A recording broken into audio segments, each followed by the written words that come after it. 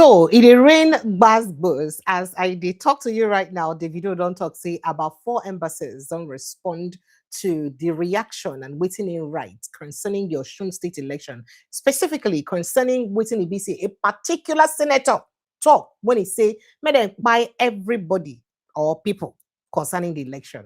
And the senator also grant interview for on top of Arise Channels Television this evening when he dey talk, say, no, I didn't say kill them. I am saying that kill them with votes. I mean, use the votes and finish them, not kill them in real life. Can you imagine that? Can you beat that? Well, that's not all because the governor of the state, Oga Adeleke, don't also hold an interview when he did express concern and deep worry over waiting be this renewed call for violence. People don't talk, say about 30 people, 9 don't die for inside Osun State since the week of this election preparation. And people they talk, say why exactly human beings get to die because they will do election. But that's not even all, because the presidential candidates of the NDC today for inside an event where be say attend in honor of Goodluck Jonathan, the former president of Nigeria for Bauchi State. He don't give uppercut to people with the forged certificate. He said this certificate over the forged. There is God in all that we do because the thing go haunt our generation to come, not be just us. Hey, Oga, calm down. Which one be generation to come? Small play with the play. Don't carry bomb. Calm down. Which generation? Well, all of these and more issues. Now we could discuss this evening. The Adelekes actually reports this matter to the United States, and what do you think that the United States would feel likely do about the matter?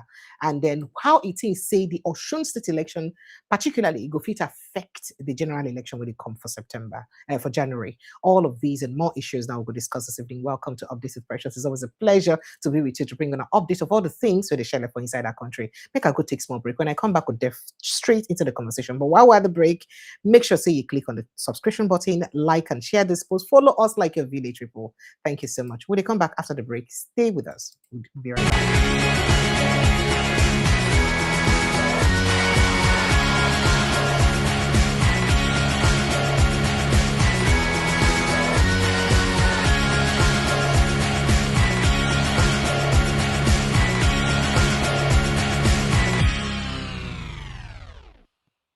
Good evening, Nigeria. Welcome to Updates with Precious. Another beautiful day to bring on an update of all the things to the share for inside our country, Nigeria. So let's get straight to the conversation as it take hot.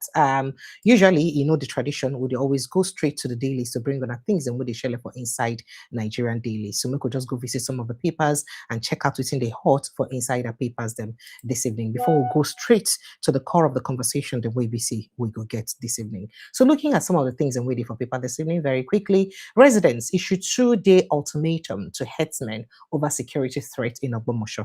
It happened for that place. And meanwhile, Sheikh Jingere, Reverend Dachumo said worse things. Bashir Ahmed. Okay. So I say, what exactly did Dachumo say compared to what? Well, I don't know. Well, let me even take that. So former presidential media aide Bashir Ahmed, that is the president, former president Muhammad Buhari, he don't claim, say, Plateau-based pastor Reverend Ezekiel Dachumo made remarks that were worse than the controversial comment attributed to Islamic cleric Sheikh Sani Yahya Jingere. Now, Jingle was speaking in Kano State on an always in the BC talk when he particularly called Christians, infidels. So the cleric reportedly argued that the decision by the All Progressives Congress to flag a Muslim ticket, say, now a proof and testament to the fact, say, Christians, Muslims, they more in number, more in population. And of course, he referred to Christians also as infidels. But reacting to the controversy, popular, of course, I think Rufai Hussaini, for inside the post for an official X handle, today, Tuesday, question what the reaction would have been if a Christian cleric had made similar remarks. If a Christian cleric said what Jinger said, Hussaini wrote. However, responding to the post, Ahmed, that is Bashir Ahmed, argued that Dachumo, a Christian cleric, had previously made comments that were even more offensive. Now, it is not a competition, Rufai, but I can tell you that Reverend Dachumo had said things that were even worse. Now, Dachumo said the things that he said in the wake of the killings of Christians, according to him. And according to Rami, say people way busy they kill Christians, they talk Allahu Akbar. And in particular pain against those people where they kill Christians, and waiting make a made the comments when he make. Now, because of saying, if you say most Islamic clerics no, they come speak against those killings, either by condemning it and condemning the people when they kill the killing. To talk, say their hand, no, they inside though. These people, they're just claiming in the name of our religion, they're not people from our religion, they're bad people. So most Islamic clerics, they like say they quiet. Meanwhile, people then when they enter communities, kill those people, them in their numbers, always use the guise of a particular religion. So a lot of people don't even react to what Bashir talk. And the question is, say, how can you point out situations where Christians go to shout in the name of Jesus, I kill you, and kill Muslims, drive away people from their communities, take over people's land right now? There are communities that are particularly displaced today, and people can no longer access their communities today. And some of those communities are known to be Christian communities. Can you tell me if people who are stopping those Christians from accessing their communities are also Christians like them? If they're not Christians like them, what stops the government from chasing those people away from those communities so that they go fit access back their ancestral homes? That's not the question where people they ask. I mean, the easiest way to catch people where be say person will thief something. Now, when you see the stolen property from your hand, so we get villages, communities where they identified right now, where don't they run over by people who will not be original owners of those lands. What are they doing in those lands? What stops the government from saying, let's bomb these people so that they will come off for other people communities and we'll rebuild the communities for the people? Instead of allowing the owners of these lands to wallow in IDP camps, why can't we say, let's bomb these communities and kill all those bad people, them, make them come out from inside the communities? How many times will a Christian Islamic group, a Christian militia group, as it were, don't enter inside a Muslim community, shout in the name of Jesus, or Jesus is the greatest, kill people for the community, pursue them, kill them in their numbers? If we can show these examples, then it will be fair for those comparisons. Well, that now waiting to say a lot of people they talk, and this one don't raise a lot of controversy as people don't they talk about plenty. But let me go back and make I not dwell on this. Make I go to other things in for inside the news. And NNPCL reduces fuel pump price. All right, again they don't reduce fuel pump price, and then excusing unverified certificates among politicians threatens Nigeria's future. Peter Obi talked about Peter, the son of Maziobi. What's going on? Why are you saying this now? So, the former Labour Party presidential candidate and the NDC presidential candidates has warned that tolerating unverified, that is fake academic credentials, let's say it the way it is, well, among public officials, whether appointed, elected, or anyone, that it could erode societal standards and undermine the nation's future. You think, say, the standard already did so low, because there are people who argue that the standard already did very, very low, whether because of fake certificate or not, but standard is already low in so many places. That's what some people say. So inside a tweet on his X handle today, Tuesday, Obi stressed that the issue goes beyond any individual and should be viewed as a matter of accountability, integrity, and the values being passed on to the future generation. That is, which kind of value, which kind of morals do they pass on to a generation to come? If it be, say, we go fit talk, say, it okay to carry fake certificate, then that means it okay for anybody to do anything. And that's what Obi worries about. Now, according to him, Nigerians must resist the temptation to overlook questionable, missing, or unverified credentials simply because they involve political allies or preferred leaders. Even if Nanepa be making bring, we like him, because now a person will come out the other way. Even if na torchlight make it bring, anything we shall like, also to be make it bring, we go vote for him, because now a person, if you don't finish today, tomorrow when the person will be your ally, if you bring free certificate, you will get mouth or the moral standing to talk. That now the question will be they try ask for here. And I will be argued that the process through which individuals attain positions of responsibility is just as important as their performance in office. Say the process will lead you to power, suppose also be as important as what you do when you reach power. Oh, how go you explain them again? You can't talk, say leadership must be built on transparency and adherence to established standards. Make I not talk again. He talked a lot of other things. So he said that normalizing the abandonment of basic credentials verifications could create a dangerous precedent where unqualified individuals occupy critical professional and public offices. Hey, make I end and there. Make I not continue to talk inside it. Well, that's about that conversation. Let's move on because we do not have time. So Governor Ademola Adeleke has expressed concern over video of alleged threat on Osun Accord members. And let me let you in on that very quickly, because that one of the things we basically get the public buzzing and talking this evening, because this one don't raise a lot of controversy. In fact, as a matter of fact, I think it was Davido that posted that initially when he did speak about the video from this particular senator, and after he speak about you can't also say it involved the U.S. government, it go involve different people, and this one it don't raise or allow people know they talk about it. People say, hey, what is going on here? This is Nigerian election. Waiting concern Igbo people consign Trump, consign Nigeria election, while others argue that Trump's hands are already full with what's going on in Straits of Hormuz and Iran and all of those issues. So nothing concerning Trump, concern anything we won't do again. If you like, invite anything we won't invite. Hey, no, it's not. It shouldn't bother him, because I mean, it's you go tired to invite. But let's go straight to that conversation so you get view of what it is about. So Governor Adeleke has expressed concerns over a viral video allegedly showing Senator Francis Fadahunsi calling for the killing of Accord leaders and their family members. Made in kill Accord people and their family members. So Governor Adeleke raised the alarm today, Tuesday, during an emergency press briefing he had today, organized to report on developments on the state's political landscape. So the governor said the alleged remarks had gone beyond political contestation and should be treated as a national security matter, requiring the attention of President Bola Ahmed Tinubu through the office of the National Security Advisor. In fact, he said this is now beyond politics. This is now a national security threat. I have demanded the immediate investigation and arrest of the senator. So he called on the Nigerian Police and Department of State Services to investigate the allegation against Fadahunsi, while urging security agencies to stop what he described as unlawful operations against Accord members and ensure that all actions before, during, and after the election comply with the rule of law.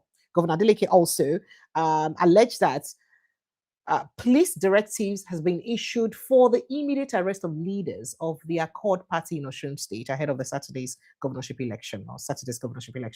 So the governor said credible reports indicate that a police signal had arrived in Osun directing the immediate arrest of Accord party leaders with instructions for them to be taken to Abuja and detained until Monday.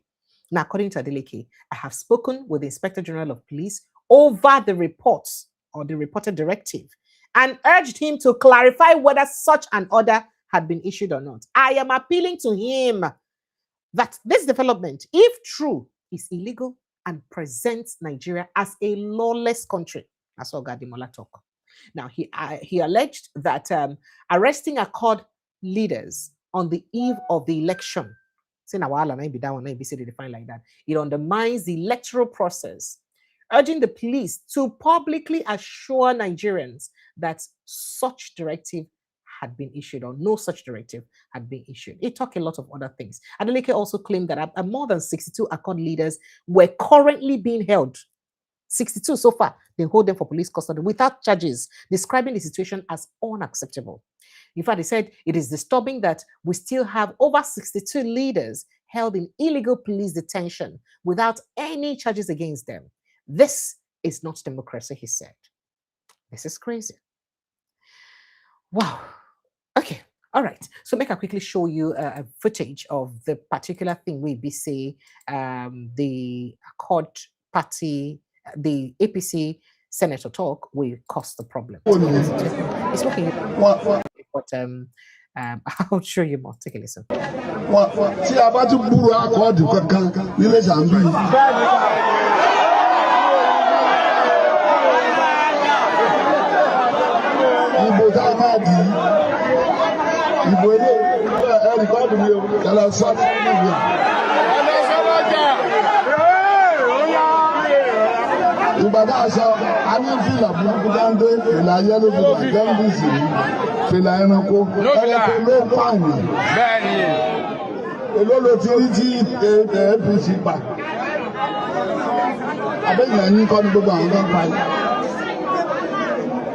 So àti wá sọ fún yín títí dọjọ́ ìbò tí a bá rí wọn ó ta ni o.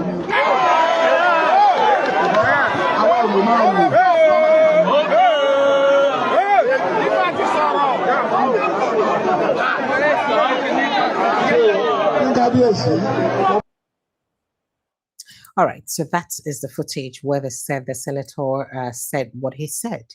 However, make I take the immediate reaction of David Adeleke, Davido, over the incident, because immediately he tweeted about it and he spoke about it. On the tweet, he posted a video and said, "This was a statement by Senator Fadahunsi, now on video." Translation, he translates and he say, "From now on, whenever you see Accord members, buy them. I authorize you to kill them. They have wives and children too." Meaning, say, what thing you go do to them, do unto their wife and children too. Abi, I don't know. This is a federal government election. A state election, a federal government election. Okay. On election day, even if they come with voters' card, we won't allow them to vote. Meaning, say, there is a deliberate attempt to create voters' apathy. That now wait a minute. Now, Senator Fadahunsi, now so you come put and you say Senator representing Osun East Senatorial District in the National Assembly, a whole sitting senator. You can see that tweet is not my handwriting. Now, Davido handwriting be that one. That's so you come talk. And then he further posted, he said he has involved, you know, the United States government and all that. He said that he's going to have dinner this evening with members of someone from the White House, and that he's going to take this up and spoke about it or tell them about it. However, not too long after Ibisi Itokam, another video come out when Ibisi in the stream with a streamer where he addressed the situation. And for the address we BC he gave for the situation, he talked say so far about about 4 embassies don't respond to in concern and in tagging of President Donald Trump. Take a listen to him. As well as American, because just to bring awareness to the election this weekend, you know what I'm saying, I didn't reach out to him for him to fly with the Air Force One to come to Osun. But I reached out to him to, you know, bring awareness. And funny enough, like four embassies have reached out to us already, including the American embassy. You were there, you saw it. Yeah, damn. I'm having dinner this evening with somebody from the White House as well. So, we good. Anyway, I was in Osun campaigning. It was before, okay, let me tell you this. Before I went there was so much threats. Oh, no, come, this is happening. All right, so that's it, what he said there. However, the governor of the state also had a press conference where he said this. Take a listen to him. We have credible reports that a police signal has arrived in Osun directing immediate arrest of Accord party leaders. We also know the directive includes that they should be taken to Abuja immediately and should not be released until Monday. I have spoken to the Inspector General of Police about the reported directive to arrest Accord party leaders. But I am appealing to him that this, if this development is, if it is true, it is illegal and present Nigeria as a lawless country. The second issue has to do with the viral video of a service senator, Francis Fadahunsi, who today called for the killing of Accord party leaders and their families. In the video, the senator even threatened that where they cannot get Accord party leaders, they should kill their wives and children. We are here to register our protest as APC member to tell our referred Oba Bokun of Ijesaland that to look at. This is sad. So that's not the reaction of the state governor to what's in ABC they happen. However, make I take you quickly to in an interview this evening with Channels Television and on Sean Himbaloy's Politics Today, the senator responded and reacted to the statement that he made. It was saying, no. What here what's in ABC? He talked directly from his mouth. Yeah, this was the background. Just a moment, sir. This was the background for you saying that you and your group will retaliate because you believe that some of these people have been killing your own people, and that's why you say you don't want to see any Accord Party member, they should be killed. Wait, today, last night and today, we have recorded more than 11 people, 11 dead people. Several were wounded by this same group. And they are all members of my community, and they are all members of my party. If they are not members of my party, they are all my constituents. How will now, Senator Francis Fadahunsi, how will I open my eyes? I'll be complaining to police. They have been releasing them on bail. They have been releasing them by high court. And the criminals have been released, and they are calling them their children. You don't want me to talk. Today, I had to lead my people to the palace. When we got to the palace, the Oba was not there. We met the junior one. We called the senior one that enough is enough. I cannot sit down that a governor starts terrorizing my community. Enough should be enough. But Senator, is that a basis for you saying you will retaliate? Because you are a lawmaker, and there are those who will say, that sounds like the words of a lawbreaker. How would you say retaliate? How would you say people should be killed? And this is you telling people to take laws into their hands. If you listen to me very well, I didn't say it in English. So you cannot interpret all this in English. I told them, this shows that they are weak. This shows that they cannot win. They should shut them down by their vote. They should kill them by their vote. So anybody that is interpreting in the tip-top here and there, that is his business. But we just played the video, Senator. We played the video. Did you understand the Yoruba I say? Yeah, I'm a Yoruba. I speak Yoruba fluently. I've read the news in Yoruba. I write Yoruba fluently with all of the marks.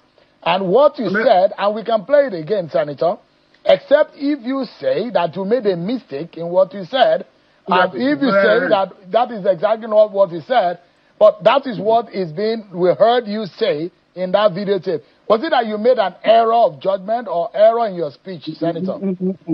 Look at the body of my statement. It was up to 30 minutes. What you have already brought out is an edited.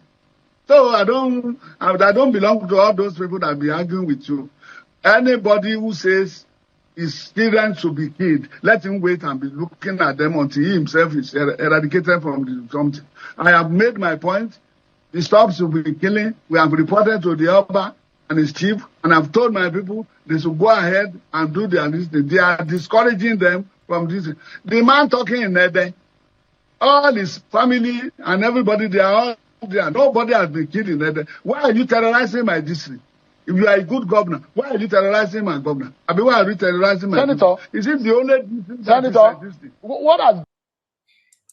So the most shameful and embarrassing thing about this whole shenanigan, how deadly ordinary contestation of politics or power don't become for Nigeria. And this is not the reality of our situation. It's practically like a do or die. Almost in every election circle in Nigeria, people, they die in their numbers. I don't know if those deaths are for sacrifices. I don't know what the deaths are for. I mean, ordinary election, why somebody get to die?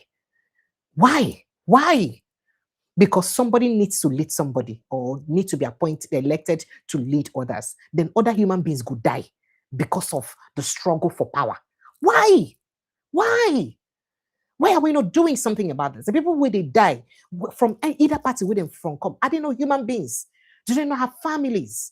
Why do we have to constantly have this politics of do or die every time for inside our country? And it's become the norm.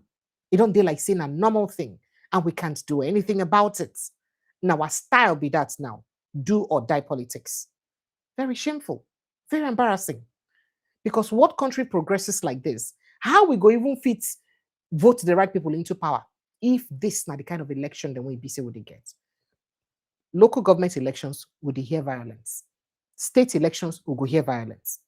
Presidential elections will go hear violence. Which day go end? When exactly is it going to end? that we continue like this in Nigeria. Well, it's such a pity, but this now waiting they go on for Osun State. Make cannot come begin sermonize the given.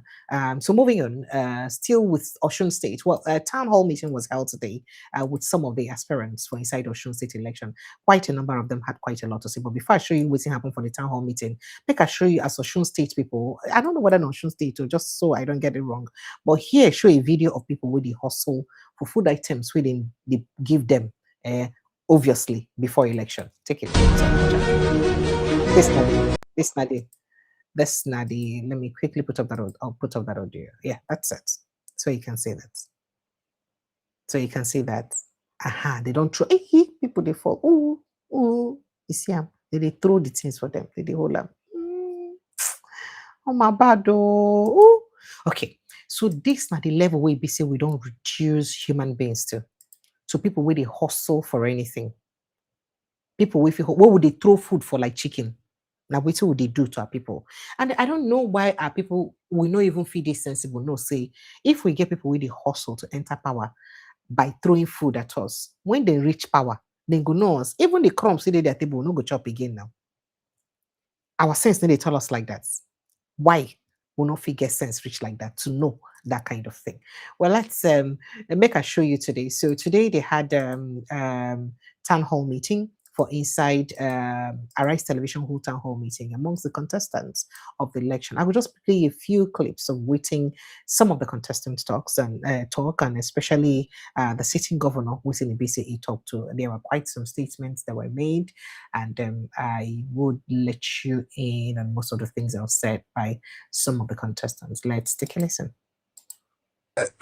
Thank you, Your Excellency. You are Accord Governor. You are the only governor Accord has in Nigeria. You are contesting against a party that has, I would say, 34 governors backing it.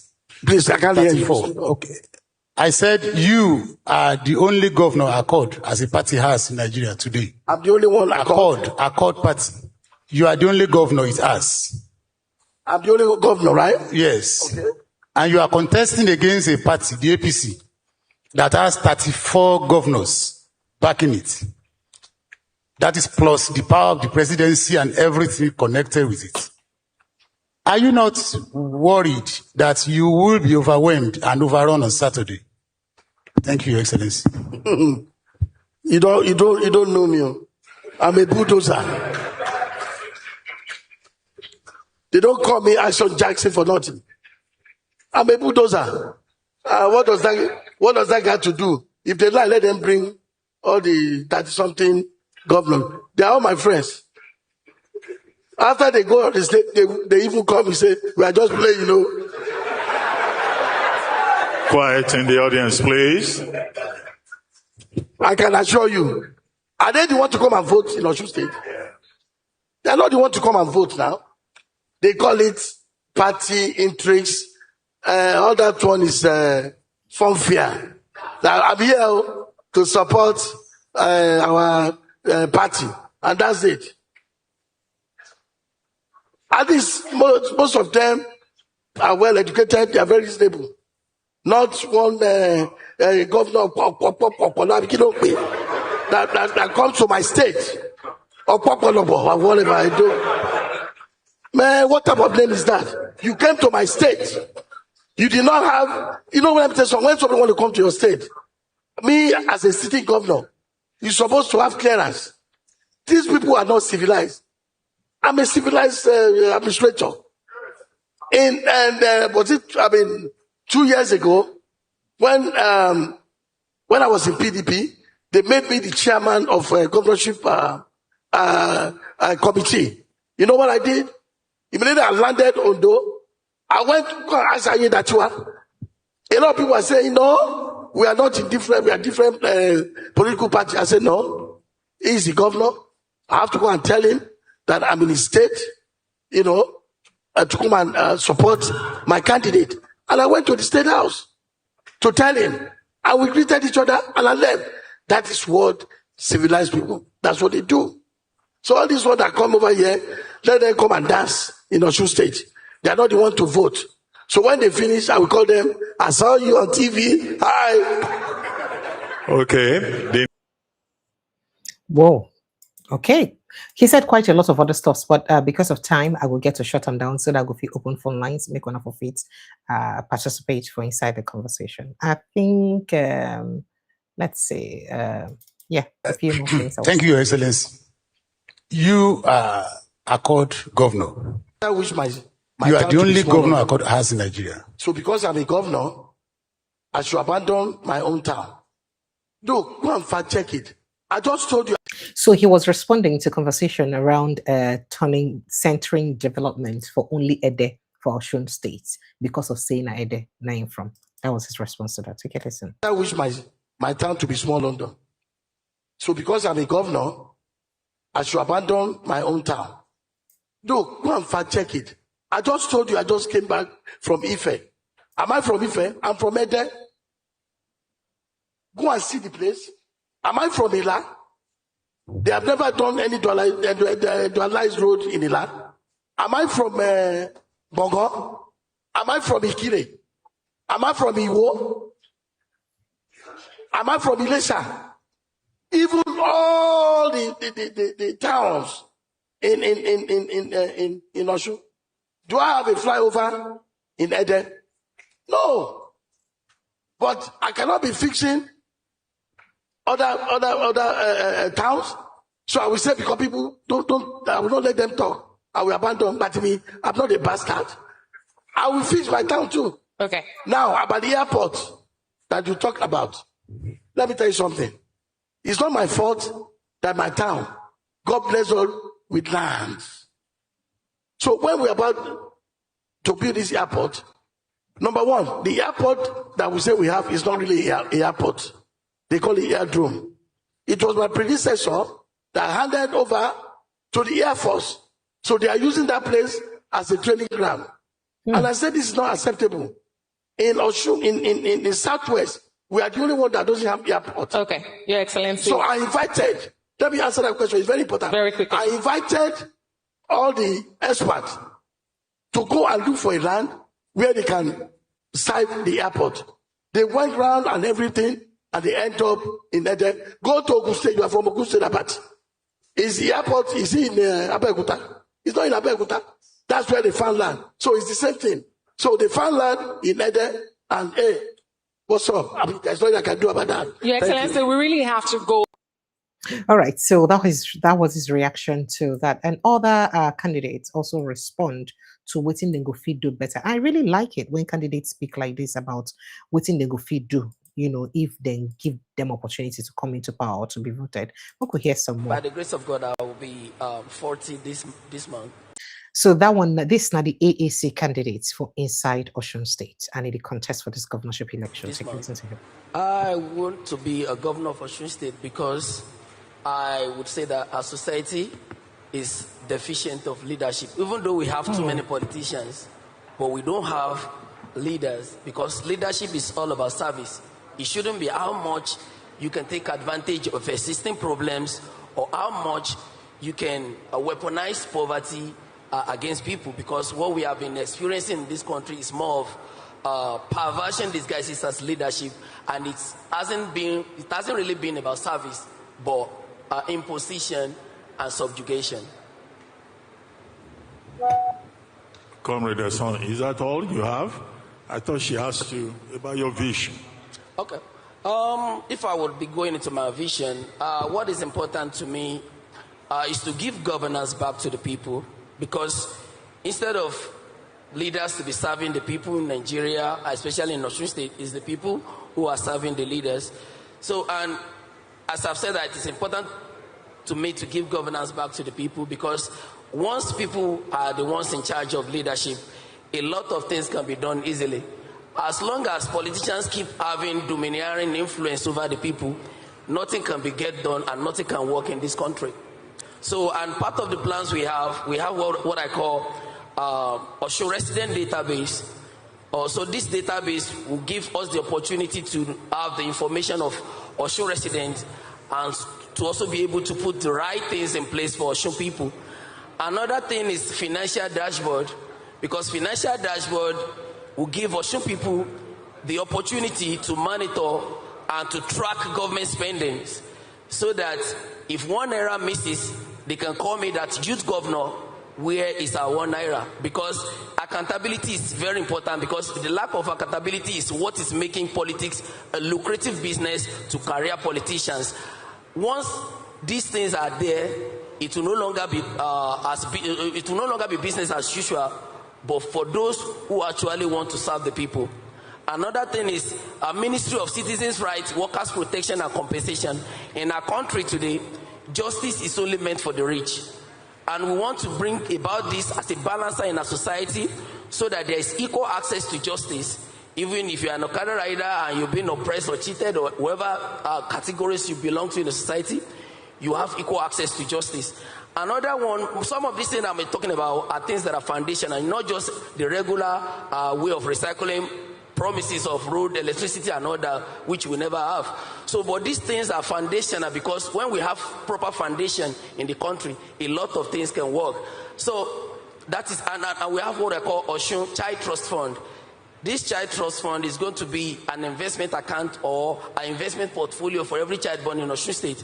That is, by the time they turn to the age of 18, they will be able to have access to this money, which can either be used to further their education, or to start up a business. All these things are foundational, because the issue of joblessness is what is giving these people we have in position of leadership today to take advantage of the joblessness of our youth and to be using them for political violences and all that. So that is what I can just say for now. All right. So that was the governorship candidate of the AAC responding for inside the town hall meeting on what Ingo won't do, what being ideas, and what Ingo feed do if them vote and enter inside power. I'm not going to hear what some. Thank you, Your Excellency. To talk and react. You are Accord governor. You are the only governor Accord has in Nigeria.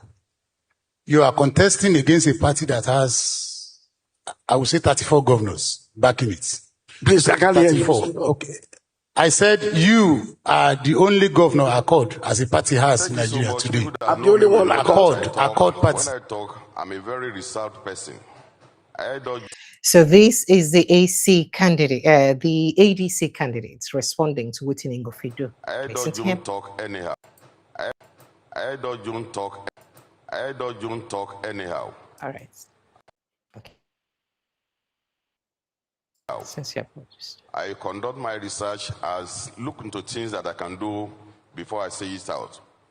All that constitutes my 10-point developmental agenda in my manifesto are doable, and the thing that I will do, if not more than that. And that is why it is codified for people to have access to it, and that I think that is why you have access to it. It is even on the net as well. 20,000 whole years. I did not even call it years. I said I'm going to engage 20,000 youths the first 100 days. It can be of different fields. Can be teachers, can be this and that. I'm not targeted to a particular thing. But thank God you are helping me now to look into that. But 20,000 is a doable. I've been the government of Ogbeni Rauf Aregbesola, and we know the way we did it then.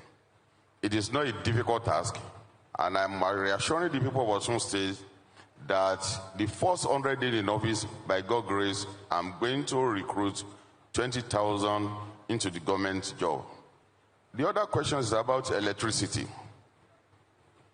You see, in the state, in the country that we are today, there is what we call Electricity Act that was passed in 2023, and that has enabled the state government to go their own way and provide energy, electricity for their people. It is no longer news that some states have been doing it. Yobe State have launched something like this recently. We have Niger State on it. Abia State already on it. Why will it be so difficult for Osun to have this? Before I say this out, I've made consultation to people that can help me build this. And I want to reassure the people of Osun that if I'm elected to be the governor of the state, we will be enjoying 24 hours of electricity without interruption. All right, so that's now the apologies. And of course, see the ADC bigwigs and been full and go Osun State yesterday, and where ABC then campaign. Thank you, Your Excellency. Forum, and they said quite a lot, and there was a lot of dancing, and Atiku Abubakar big wigs then they there to campaign for him for inside that place. But then again, more questions were also asked. So you have an opportunity today to clarify and tell the Osun people as well as the opposition. Are you building just for the sake of it, or are you building these roads that will outlive your administration and as standard roads for the people of Osun State to benefit?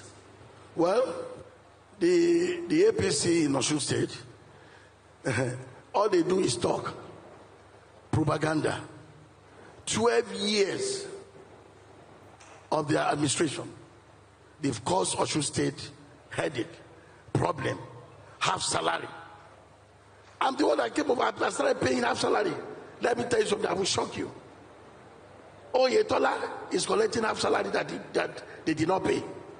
Adelekes is collecting.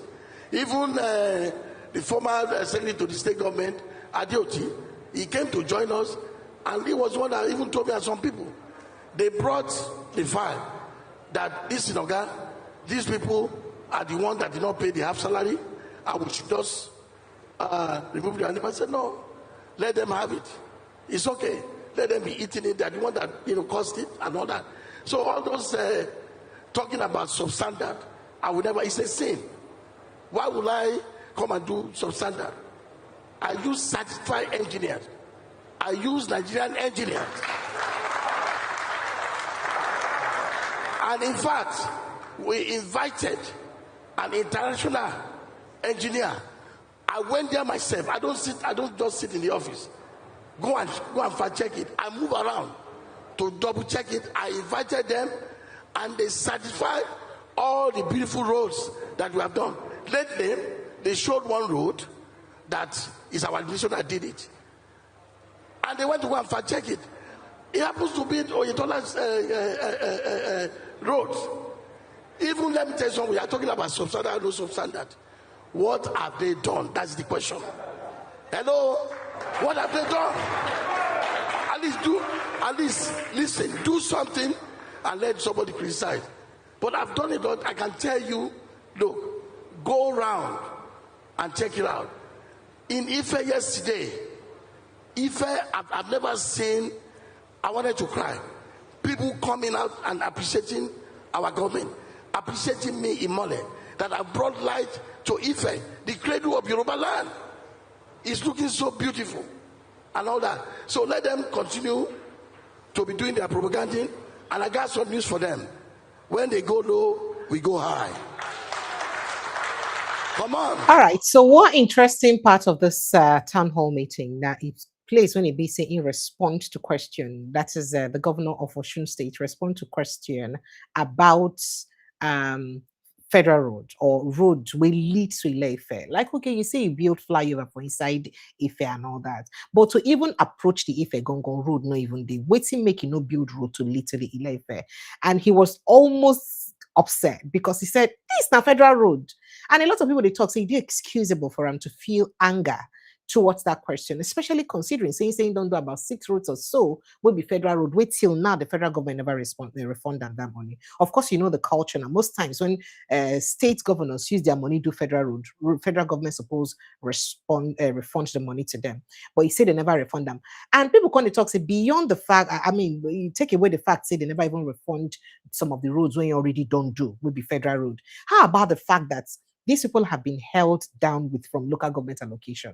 Some of the money them for the local government allocation for fit help them to direct those local government them to fit do some of those things, and they haven't done it. So you go hold people money for almost 2 years, and then you still expect them to even do federal road that they still will not be refunded for.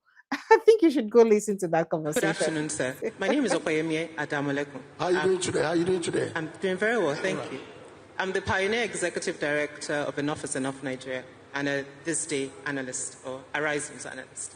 So 2 things, and I'll add them together. Number 1, you've indeed spent a lot of time talking about your opposition, if I put it that way. And so I want to invite you to speak a little bit more about your vision for Osun State. you travel quite a bit and you see things. I grew up in Ife, so I hear you about the flyover in Lagere, but the road to enter Ife is a disaster. You road to what? To enter Ife is a disaster. To enter Ife? Yes, it's that a disaster. Is federal road? It was, but and I guess if you look at it as development, and I like what you have said. You said people in other parties are. Do you know I've done how many federal roads and I've not been paid? I understand. I've done about 7 federal roads up to now. I've not been paid. So I will leave Osun State and go start doing federal roads. I was putting it. So it's federal roads. I understand, sir. I was just putting it in the context of the Lagere flyover. No, you are not fair. That question is not fair. All right, sir. That's federal roads.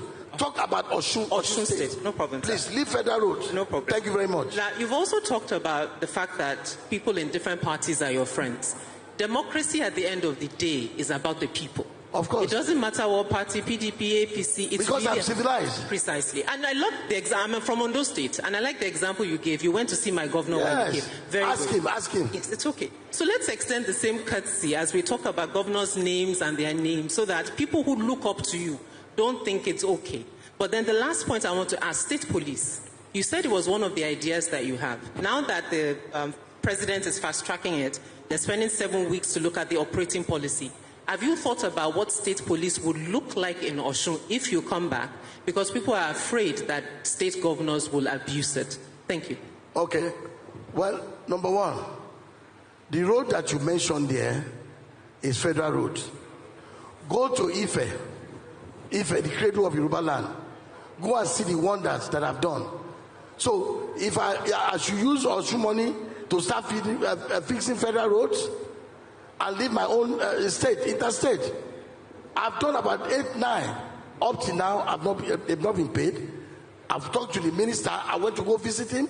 I said, look, I've done this federal road. And he said, no problem. He's looking into it. So that one that he's talking about is federal road. If you come to Osun, you will see that our administration have constructed about 350 kilometers of roads, cut across. Like I said before, I went around Osun State.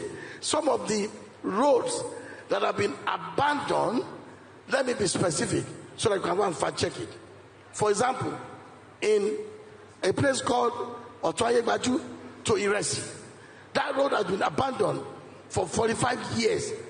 When I am the commissioner for works, because the first agenda is for me to fix the road. I went around all the roads. I said, Otoyegbaju to Iresi. It's just only 10 minutes.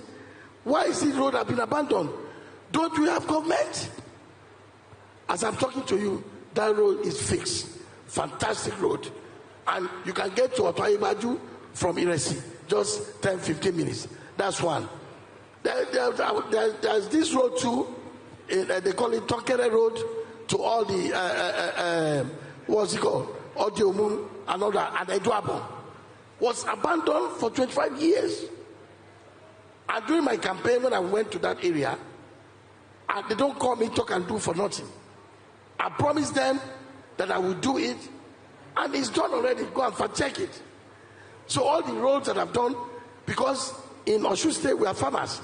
If we don't have good roads, how are we going to have connectivity? So like I said, the road that you mentioned there, that question is not fair to the people of Osun State. It's federal road.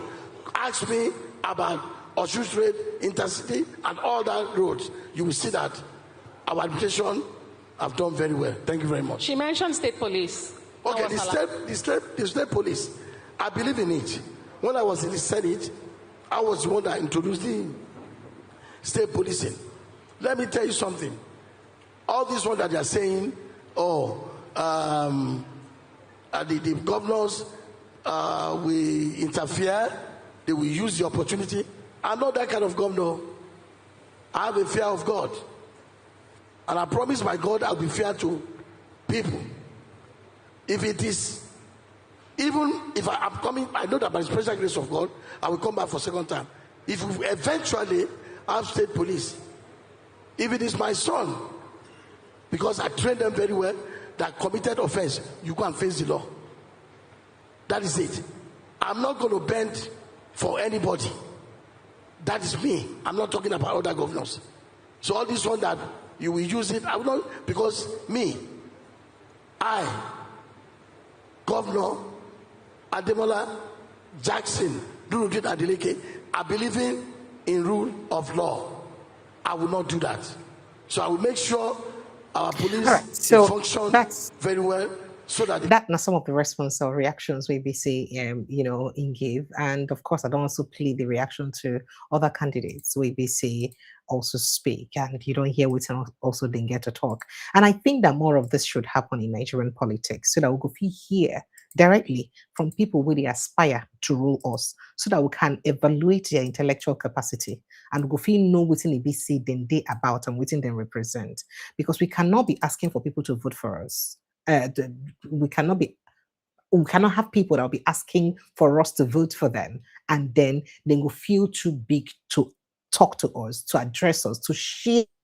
Maybe say they won't do for us with us. Now you want rule. So you're supposed to tell us what you could do for us, or what you don't do before. Not be say it's supposed to be. Okay, not be too. All right, let's not go there. Make a look at a few more headlines who I never give. Okay, native or audits. You have 48 hours to appear for probe Senate to 4 oil companies. And then Delta community protest bad road, 15-year power outage. Delta State community. T.Y. Danjuma, come and see Delta State.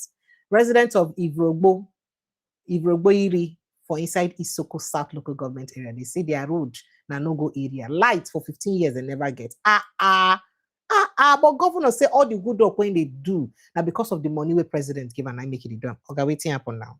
Oga Sheriff. All right. Africa's democracy depends on resilient institution. Appeal Court President Dongban Menson said so. Insecurity, army battalion arrive Kwara, proceed to Patagi Omwaro communities, and then also declares indefinite strike in Abia State University. Yesterday it was Imo State University, Abia State. I guess I wanted that university. Don't follow now. Child trafficking, 5 rescued, Kebbi children reunited with parents, and then troops arrest suspected terrorists. Collaborator in Adamawa State, and troops rescue 2 kidnapped victims in Jos and launch manhunt for suspects. We could just see other papers very quickly and what didn't get to talk. 2027 article raises concern over outdated beavers. Say we here say beavers now Android 10 version 9 still they use. So that now is so this one will they use old Android. How are we going to manage it like this now? Go reach that time at the single warriors. Well, we never know what's in the plan B. And then a Papa Pot truck crushes 2 to death in alleged extortion attempts. 2 people. Womida. 2 people don't die. Hi. Okay. Retract your harmful statement. Apologize to Osun people. Peter Obi tells Fadahunsi. I meant kill accord with votes. Fadahunsi clarifies viral video. That now is in Vanguard talk. We could just go other papers, go see it, then get very quickly. Tinubu approves reform to unlock $50 billion deep offshore investment. And then let's see what we have here. FG targets 6 states for pilot ranching program. So they really want to start this ranching program, and they say that they target 6 states for pilot of the ranching program. And we hear say there are a couple of states that they identify Benue, Plateau, Nasarawa, Kaduna, Adamawa, and FCT as some of the states we then go use for the pilots. So the federal government has identified 6 states and the Federal Capital Territory FCT for pilot implementation of its national ranching policy. So Minister of Livestock Development, Idi Maiha, disclosed this after briefing President Bola Ahmed Tinubu on the ministry's activities at the presidential villa today, Tuesday. So Mr. Maiha said the pilot program would commence at the Wase Grazing Reserve in Plateau State as a proof of concept for the new ranching model. He identified the states I told you. According to him, the areas were selected because they have recorded some of the highest incidences of farmer-herder conflicts in recent years. Well, what many have said, it's never a farmer-herder conflict that is pure expansionism or targets to locals of core locals. But make I just leave on there. That's now what in say the Oga talk. He said quite a lot of stuff. So ranching is about to begin in Nigeria. Nigerians, that's what you should know. Meanwhile, Adeleke campaign cancel kicks as APC Senator Fadahunsi direct supporters to buy people, and I think I told you that already. He said my statement wasn't misinterpreted. I told APC supporters to kill Accord Party with votes or by votes. It's interesting because this is not the first time we would see people talk something and then context. We didn't mean it that way. We meant it the other way. Meanwhile, still talking about ASU strike, we hear say Ondo universities shut down, declare indefinite strike over the ASU issue. And then Osun decides 2026 speech will be knocks Osun APC Senator Fadahunsi over kill Accord Party member remark. Demands apology for inciting electoral violence. We may have professors who never attended university, doctors who never studied medicine, if we fail to address Tinubu's certificate controversy. Peter Obi. That's when you talk about you guys there. Some kind of people they can write. But before we go to that, there's some insecurity stories that I'd like to quickly draw your attention to before we go back to politics, because a lot of things they happen as they get to do with insecurity for inside the country. Now here, the community really complain about how the killing is affected. But before that, let's go straight to these particular people we be said in rescue from a Kogi state. Boss for inside Kogi State, where they head towards the east. We are on our way going to East yesterday. So those guys, they were on Toyota Yaris, red Toyota Yaris, wagon, Toyota Yaris. But before then, we are me on my own. I've seen them like they were trying to. They happen to be like their passengers. I've seen them like afar. So when there's this bus in front of us was waving us, like this blessed Telex box was waving us. But our driver couldn't catch up. He now passed the bus. And when he passed the bus, that was when those guys now turned. That Toyota is now turned and the boys started coming out from the bushes. One of them, I will always recognize his face, even if I'm sleeping. He was the one with the AK-47 shooting up. Yeah, he was the one, he was their leader. He was the one shooting the AK-47 up. So, harassing or whatever. So, when we now saw that this thing is that our driver tried to maneuver to enter bush, they now came out. More than 6 of them. Their guns were 1 AK-47, 1 pop action, and 1 shotgun that was cut short. So they took us from our bus inside the bush, far away, as in we are going very, very far. But inside that bush, we could be hearing buses passing. And that yesterday, we were hearing siren outside around that 8 to 9. So I was telling my guys, maybe this thing rescue guys, so because we had like 2 gunshots that night. The siren will go up and it will come down, it will go up. Maybe they were searching, but they couldn't locate because those guys, they are amateurs with big dreams. They had informants, I believe, because they were moving us from here to here to here. Even today, this morning, they moved us from where we were yesterday to the present place. They came for the rescue team now, sorted us out. And their plans, they were telling us, you 100,000, you 100 million, you 70 million, you 50 million, the children 20 million. And I happen to be the one that collected every bit, but God came for the rescue. God came. So their plan today was that they were telling us to be calling our people. I told them that I called my people. They said they will raise 500,000 or more. That was when those guys beat my life. But all the same, that glory belongs to God. We were rescued swiftly, no scratch on our body. It's only the guy that tried to escape yesterday from them that they cut his hand. But it wasn't a good experience for anybody, and it will never be a good experience. This is so sad. And this still speak about the level of insecurity we be in our country. But while are the way to go through other issues, make a let us comment on the Osun State incident, the Davido threats, and other issues. Phone lines are open, Nigerians. Please do want to join the conversation. You can call the WhatsApp number, or you just click on the link on the pinned post, and it will bring you straight into the studio to join the conversation and participate on the show. Right. Okay. So phone lines are open. Please feel free to join. Good evening, Mr. CJ. Welcome. I think I saw T.Y. Danjuma somewhere in the backyard. Be like say it don't come off the backyard. Good evening. Good evening, CJ, and welcome. Oh dear, what's going on? My network. Good evening, Mr. CJ. Welcome. Good evening. How are you? Good evening and welcome. Would you love to chime in briefly on the Osun State incident before I go on with other stories that we have here? Can you hear me? Precious, can you hear me? Yes, I can. Very well. Very well. Okay. I can hear you. Very well. Crystal clear. I can hear you. Doing? Let me quick. Yes, I can hear you. You deflected. Sir. You deflected. I can hear you. Why? Why are you deflected? All right. If you can't hear me, that means you have to rejoin.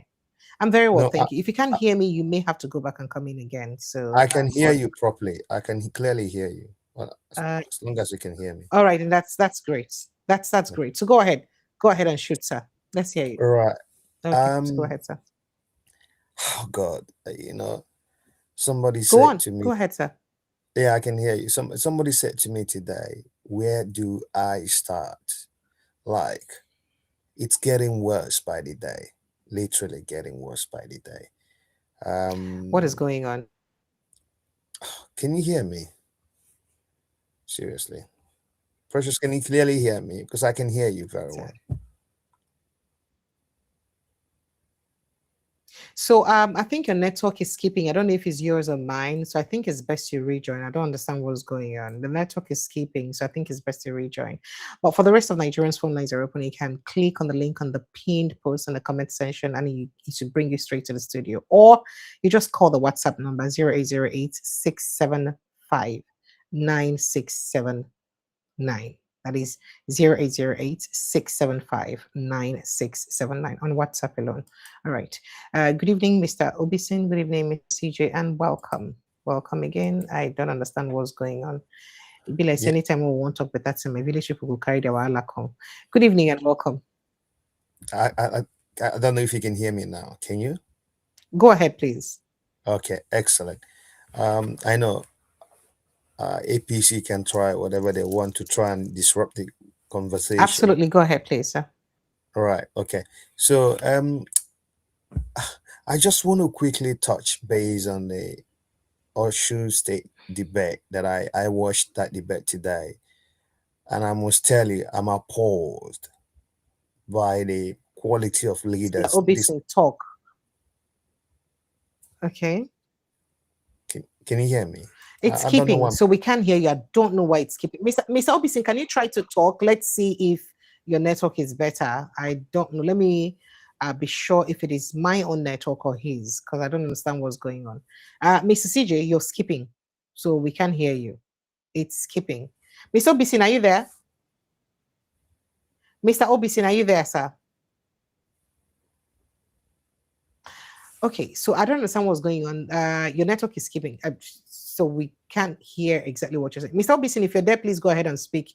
Let's be sure that it is not my network issue. So I don't understand what's going on. Okay, let me try. Okay, they said they could hear you clearly. That means it's mine. That means it's my network. All right, so go ahead, CJ. If they can hear you clearly, that's fine. So just go ahead. Okay, great. So basically, the point I was trying to make is the quality of leaders that we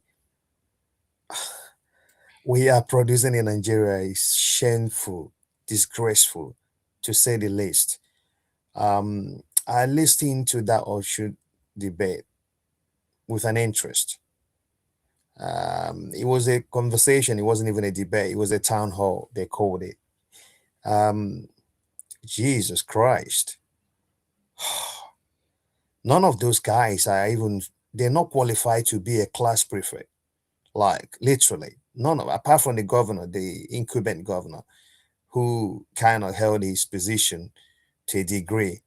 But for me, the other contestants, where on earth did they get these guys from? Who are they? What primary school did they go to? What secondary school did they go to? No policy, no vision, no presentation, can't talk to people, can't make a point, can't present your vision, can't sell. These guys can't even say kuli kuli in the market. They can't sell akara to anybody. And that's how bad they were, to be honest. I wasn't going to buy anything from these guys. And that goes to show what APC government is offering Nigerians. It's not about quality. I can tell you, I'm 100% sure in Osun State there are so many great people with great qualities, with better ideas that can do better for the state, but they're never going to get a chance because they're not in the gang, they're not in the crew, they're not in the master's cabinet where you lick their foot, you bow down and worship them. They're never going to get that chance.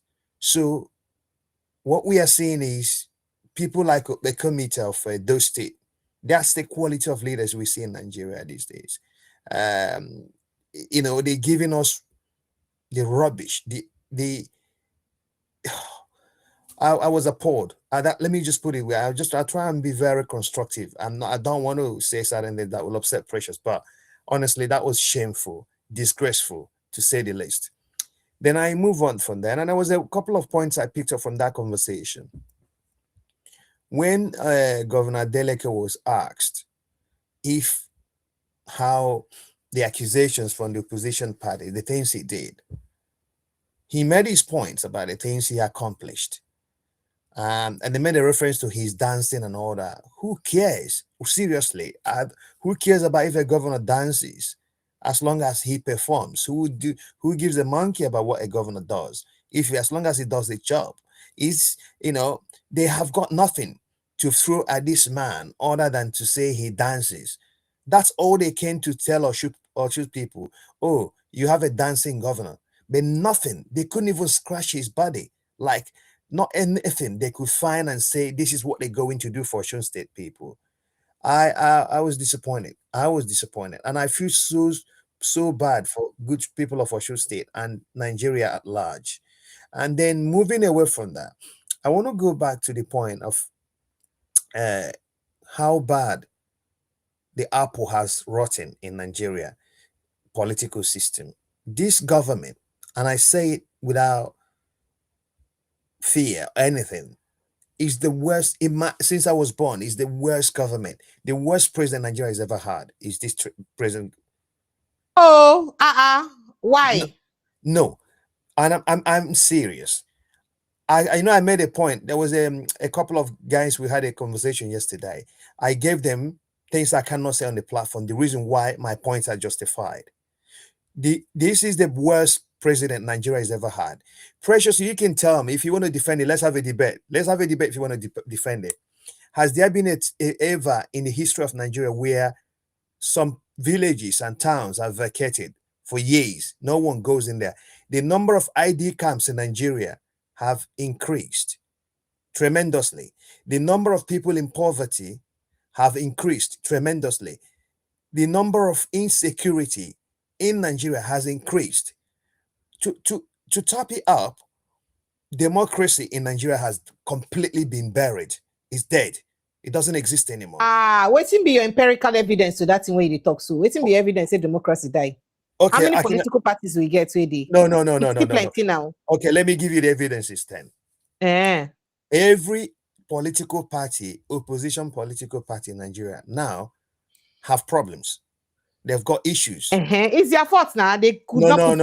There was it was all injection. They were injected. It's like a nurse. Precious. I know. Then give them injection. If you want to have a debate with me, I'm more than happy to have a debate with you. That's fantastic. I don't want to get headache. I beg. No stress me or if you're their spokesperson, I'm more than happy to take you on. I'm happy to do that. So let me tell you, from A, B, C, Y, Z, opposition parties, that have been poison injected into the parties to try and destroy them. This man doesn't want a contest. How do you know a president that wants a contest?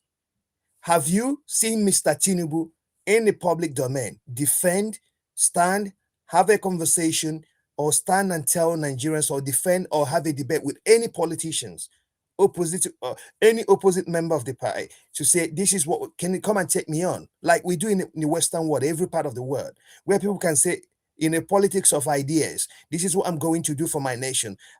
Tell me what you're going to do. He's never had a debate. He's never spoken to Nigerians. He's never told us what he's going to do. He talks rubbish. He uses his spokespeople to get his message across, which they don't even deliver. There isn't anything, empty messages they give to Nigeria. So let me go back to the point why I say democracy is dead. If you're a member of APC, whatever you do, however you do it, it doesn't matter what you say, it doesn't matter how bad, it doesn't matter if it's a criminal offense, you are forgiven. Are you telling me, Precious, that if any member of ADC, NDC, AA, whatever, YY, whatever the party is, comes out today and say, in any part of the state, that certain people should be destroyed because there's an election going on, and the person is still walking free? Mama P and Peter from Nigeria was invited to EFCC for offense that was non-existent. Why? Because they don't belong to APC members. You tell me, there are so many APC senators, APC governors that have got fraud alleged attached to them. Thank God you said alleged, though. Where proven Okay, in court, ever going to be in court forever, never going to go anywhere. Yaya Bello is one of them. There are so many of them. Even the one Okowa, there are so many of them. All you've got to do in Nigeria is to become a member of APC, and all your sins are forgiven, and heaven is guaranteed for you. That's it. That's all you've got to do. The way you are today, if you go and collect their rights and their phone, which they've been offering you, and it possibly don't, I don't know why you haven't collected them, you can come on here and say whatever you want to say. You can say you want to set Nigeria on fire. No one is going to arrest you. No one is going to question you. How can you tell me that this man that made that statement, I don't want to repeat what he said because I'm not allowed to say it, that people should be, eliminated because they have different political views? He's a senator. He's an APC member. He's walking free. He's still talking as I speak. He should be locked up in the custody as I speak. The cleric, the two clerics have made, inciting comments in the past couple of days. They're still walking free. Look at the deafening silence, Precious. Look at the deafening silence from the people above. Where is Daniel Bella, or whatever you call him? Where is the other spokesperson? Is Onanogos, and what are they called? What are their names? Where are these people? Where a religious organization, Islam is somebody is speaking on behalf of Islam, but I've seen a few Islamic people coming out on television denouncing, condemning those things. Those ones are not members of their party. But every member of the party from APC, including the governors who were present in that gathering, nobody said anything. Tinubu hasn't said anything. In the country where I am, where I live right now, if that such statement is made by the party or anybody, I tell you what, you know how long it takes, Precious? 10 minutes, the person has been arrested. It wouldn't take more than 10 minutes. The person has been arrested. They are in police custody, being questioned. The government will be fighting for their lives. They will be condemning it. You will see ministers, spokespeople coming out on television, defend and say, no, we cannot be part of this. But what has happened to my president? Why? Why is he deaf? Is he dumb? Can he speak? Where is Bial and rest of them? Where are his spokespeople? Can they speak? What exactly do you want them to speak about? What's going on? What do you expect them to speak about? They should come out and condemn what?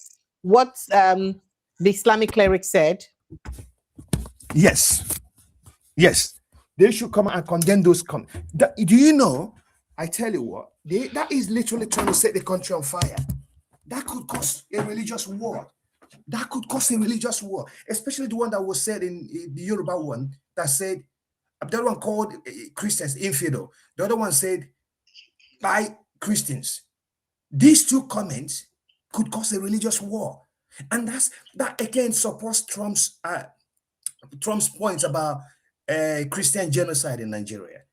He supports his points. So if you put all this stuff together, how can you tell me a president of a nation is sitting while his country is about to be set on fire?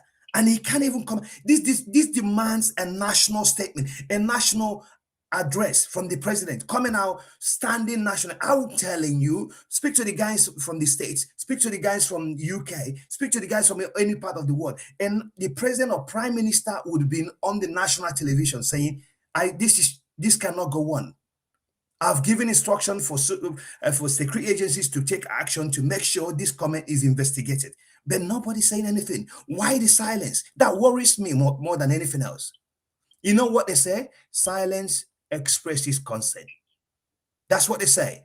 If you're quiet, if an old man sits in the house and kids are misbehaving, you know what? Things are going wrong. He supports them. He approves. No. So because the presidency has not condemned that statement means that he supports it. He approves. No, now. He approves. 100%. Precious 100. Okay, let me defend that. A Catholic bishop came out and said what me and you and everybody on this platform is saying. We are hungry. The people are suffering. There's insecurity. There is literally things are not moving forward. Facts. What happened? They attacked him from all corners. He sent out his warriors, his rabbits, his snakes, scorpions. He sent them out. Go and attack the bishop. They went after the man from all angles for saying something. The man didn't even abuse them. He didn't say Christians or religious or Muslim or that. No, he didn't abuse the president. He said, please, Mr. President, can you help us? Can you look into this? They went after him. Now, somebody's come out, try and set my country, your country on fire. You know what it means? Setting the two big religious organizations, organizations in Nigeria, setting them up against each other. Oh my goodness. I can't tell you, in this part of the world where we are, people are very upset.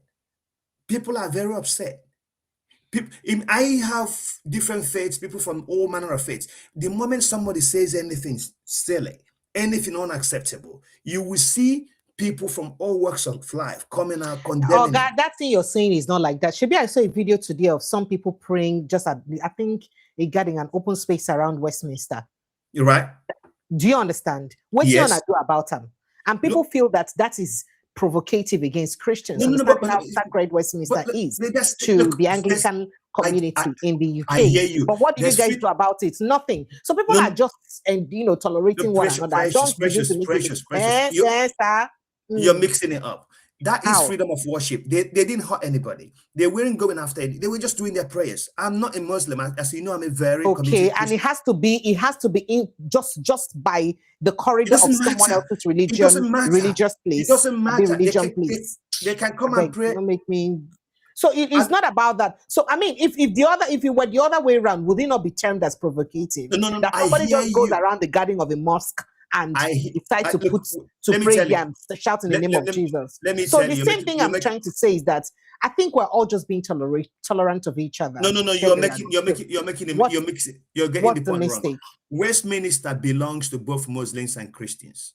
Okay, so they have got right to stand outside the Westminster and do whatever they want to do. If they come to your house, if they come in front of my house and do that, then that is provocation. Okay. Westminster is the public space. In a public space. No problem. CJ, make no drag get person on the line. It's okay. It's okay. Yep. No, so that's a public space. So don't even you can't compare sleep with death. What we have what we have in Nigeria right now is an absolute madness. It's your opinion. It's your opinion, and you're entitled to it. But let me quickly take the person on call. Good evening and welcome, sir. First of all, sir. I'm not going away. Where I go away? Answer you, sir. I do bad. I commit crime. Good evening, sir. Calling from UC, Texas. You're welcome, sir. First of all, please now. Hey, what can you do again? All protocol duly observed. Thank you, sir. Thank you very much. Thank you for all you do. I love that gentleman. I love his submission. Submission is great. First of all, I will talk from different angles. First of all, it's going to bring there's what most lawyers want. But you didn't tell us your name and where you're calling from. You said I just said where I'm calling from. I thought I said it. Sorry, my name is Ross. Ross is my name. Ross. I'm calling from you. Ross, yeah. Yay. When I sabi get different names, so Ross, you're welcome, sir. I told you last time now. I don't forget. How many people name I go remember finish now? I want to use and write exam. Thank you, sir. You're welcome. Okay, my name is Ross. Mr. Ross, you're welcome. You're welcome, sir. Go ahead. Thank you very much. Thank you, sir. And again, I say all protocol Julius. And thank all everyone that is watching. Please like and share. Oh, please, thank you. Oh, yeah, like and share. Like and share. Okay. Press the like and share button and subscribe. I'm thank going you. To look. I'm going to look at it from different angles. I love that gentleman's submission. Great submission. As a lawyer, I will bring my own argument in the very. You be lawyer now. You like what's in talk. Yes, in law, there's what they call Nemudat quadrant habit. Nemudat. Let me just abbreviate Nemudat, which means you cannot give what you don't have. The Latin word Nemudat. You cannot give what you don't have. APC, the kind of people that APC is try to bring forth into all those politicians that APC is bringing forward. I'm just hoping that there's not going to be war in Nigeria very soon. Really, I have to be honest with you. If you look at Rwanda genocide, what caused a tribe calling the other tribe cockroach? A tribe was calling the other tribe. You know how many millions of people were killed and slaughtered for someone to openly or not even hidden. Now this is national TV. We have governors sitting and hailing, clapping. They were happy. So what do you think others? So Christians, only one person that have come out, which is Khalifa out there has come out to criticize what the guy said. He said was also trying to be a bit professional, we like so democratic. He was professional, let me use that word. He didn't want to really because all APC now they are quiet. Everyone, because they are the one who is going to gain from it. That almost it's going to be Muslim and Muslim ticket. It's fine. I don't have anything against Muslim and Muslim tickets, but the kind of precedent that they are setting, the precedent that APC is setting down, is going to hurt everyone because they say money rain will beat everyone. Money rain is going to beat everyone. Not only one person. People that is going to work, people that is going to school, people that is going to market. Me, I work for house. You know, go beat me. You see, okay. Maybe everybody they beat. Go ahead, sir. Okay, money rain will beat everyone. Again, I watched that.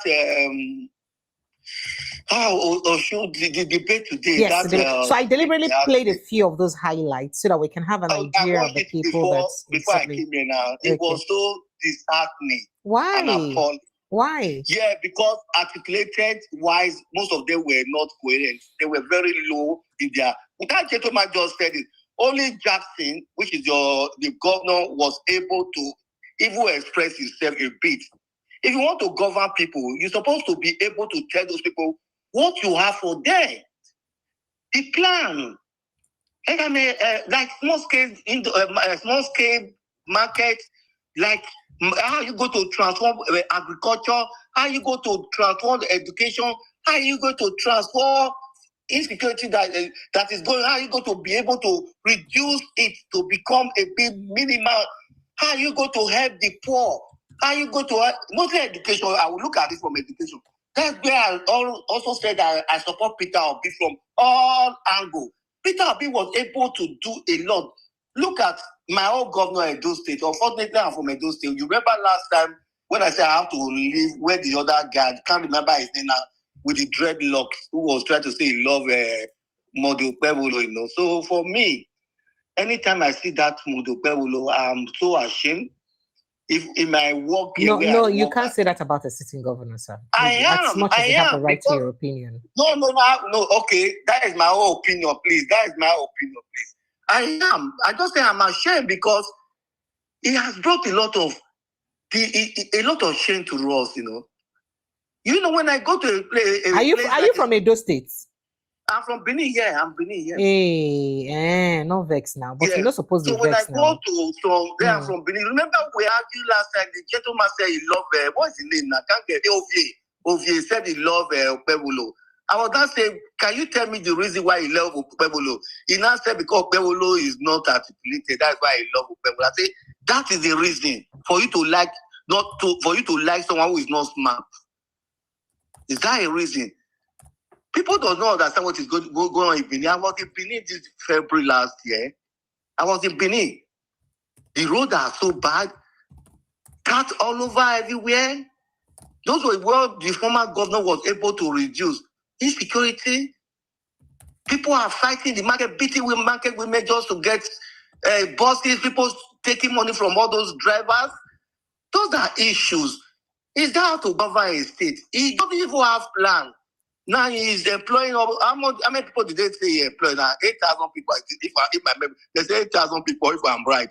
Or is it 800 or 8,000 people they say he employed now? So is that how to govern? Without you don't even have any company, you don't have any industry, you put what? They are just going to be social people, just go and people who is going to be supporting the government, like SSA. Those are the people he employed. He didn't even think about, let me find a way to do agriculture. He didn't even think about, let me find one. Go to China. Go to some Europe country. Speak to them and say, please, like this company, I want this company to bring this company. This money you guys are spending, they can spend it like 1 billion and you bring that company to us. We have rubber plantation. We have oil. Those are what you're supposed to be thinking. There's no even light. I stayed in the hotel before. When they take light, after like 1 hour, they'll bring light. The guy was saying to me, he doesn't even have money to buy diesel. You tell I stayed. He said he doesn't even have money. He said, please, and it's my cousin who, I don't want to call the name, it's my cousin who owns the hotel. He said, because that is how tough it was, because the diesel was so expensive. How much are we paying? I'm paying 50,000 naira in the hotel. And I could not even enjoy my this thing. I told my solar was not even working. Inverter was not working. So you can see the disaster or what that guy has brought to Edo State. I have to be honest with you. I don't sugarcoat anything. I have to be honest. I don't sugarcoat it. If things are good, I will say, he has done well in this area.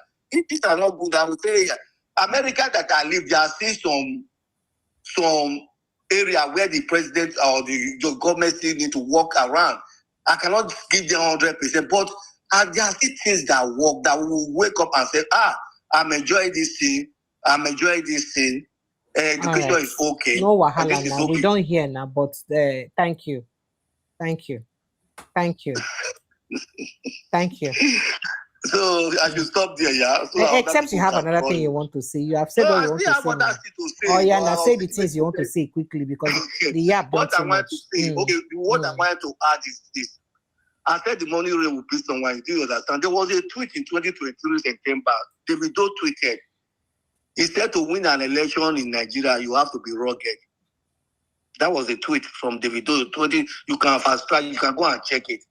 He said to win an election, you have to be rugged. People did not, they have power to be able to call foreign countries, foreign institutions and say, this is what is going on in Nigeria. They will listen to them. So because it's your uncle, and your uncle even said he's going to support Tinubu, because Tinubu is a Obama. He didn't say Tinubu failed. Tinubu himself knows that he failed. He himself knows that he has failed in all ramifications. He knows. He said there has been hunger in the land. We understand that there has been hunger. But how are you able to reduce that hunger?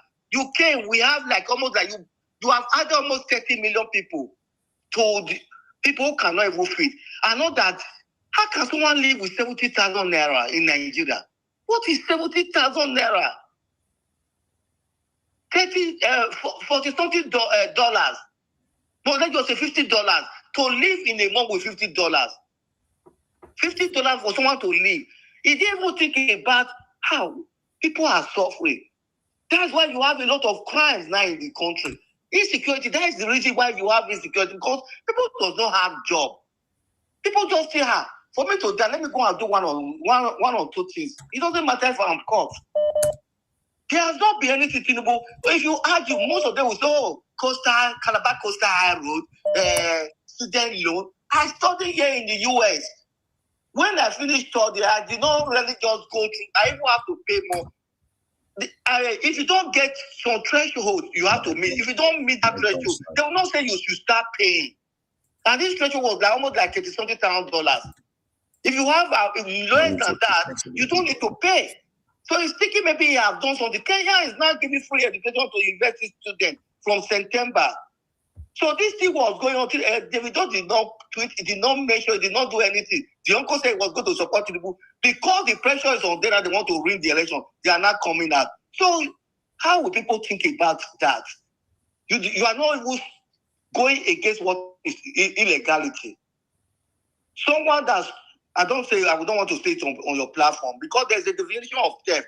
It's the appropriation of property belonging to another in order to permanently deprive that person of it. Is the definition of theft. Most of all those politicians, a result, Tinubu cannot present a primary and secondary school. Now, who tell you? Pressure, is this sarcasm? Are you trying to make joke or are you?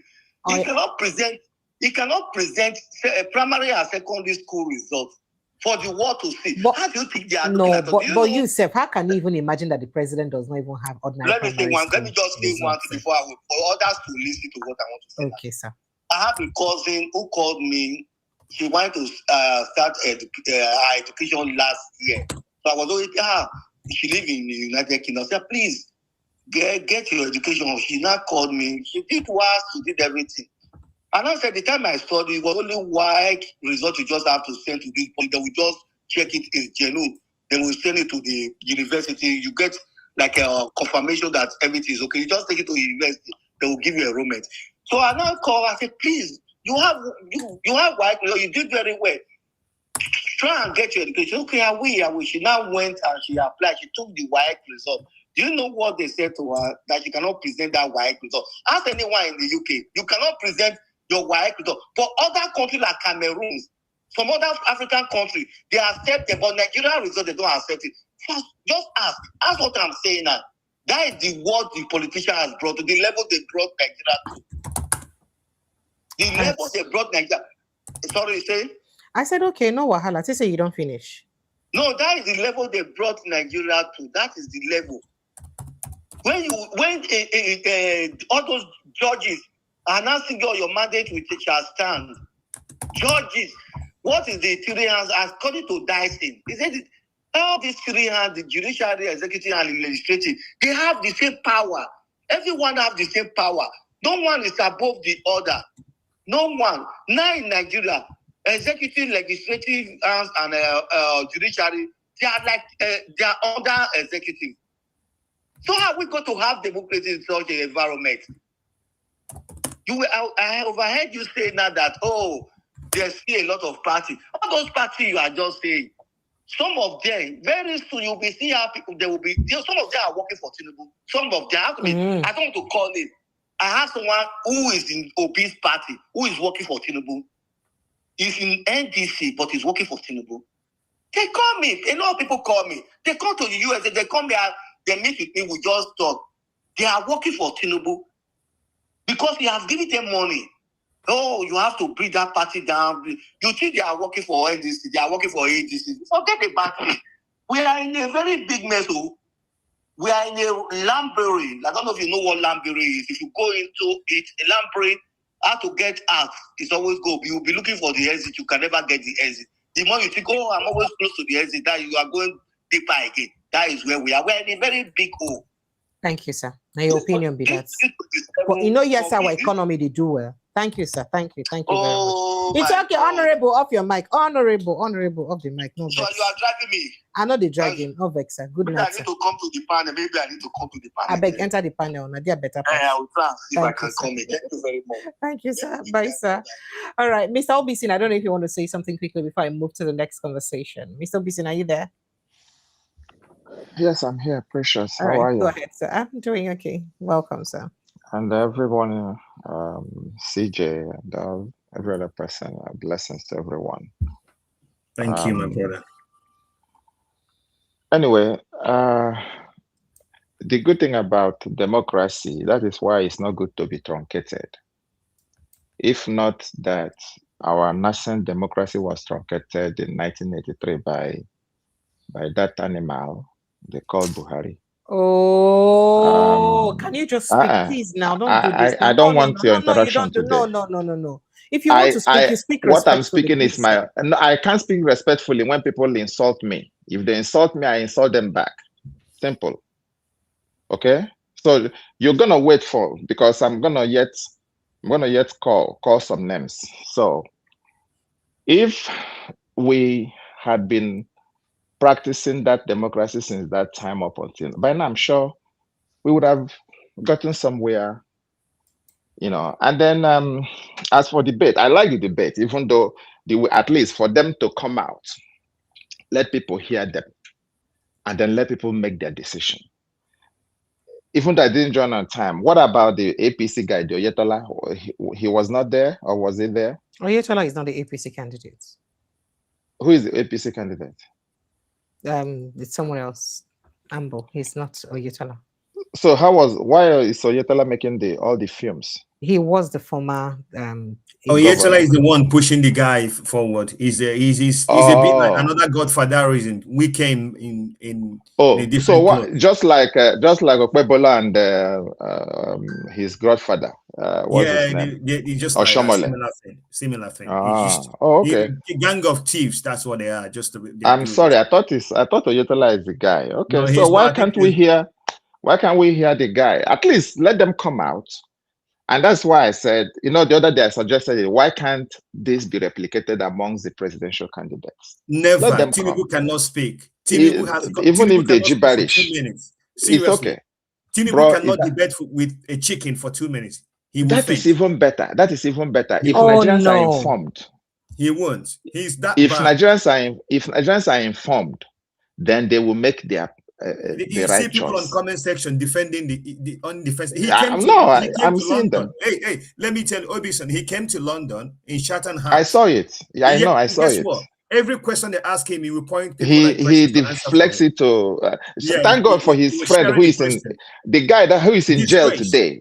The guy who is in jail today, is he not the person that was answering the security question? On security.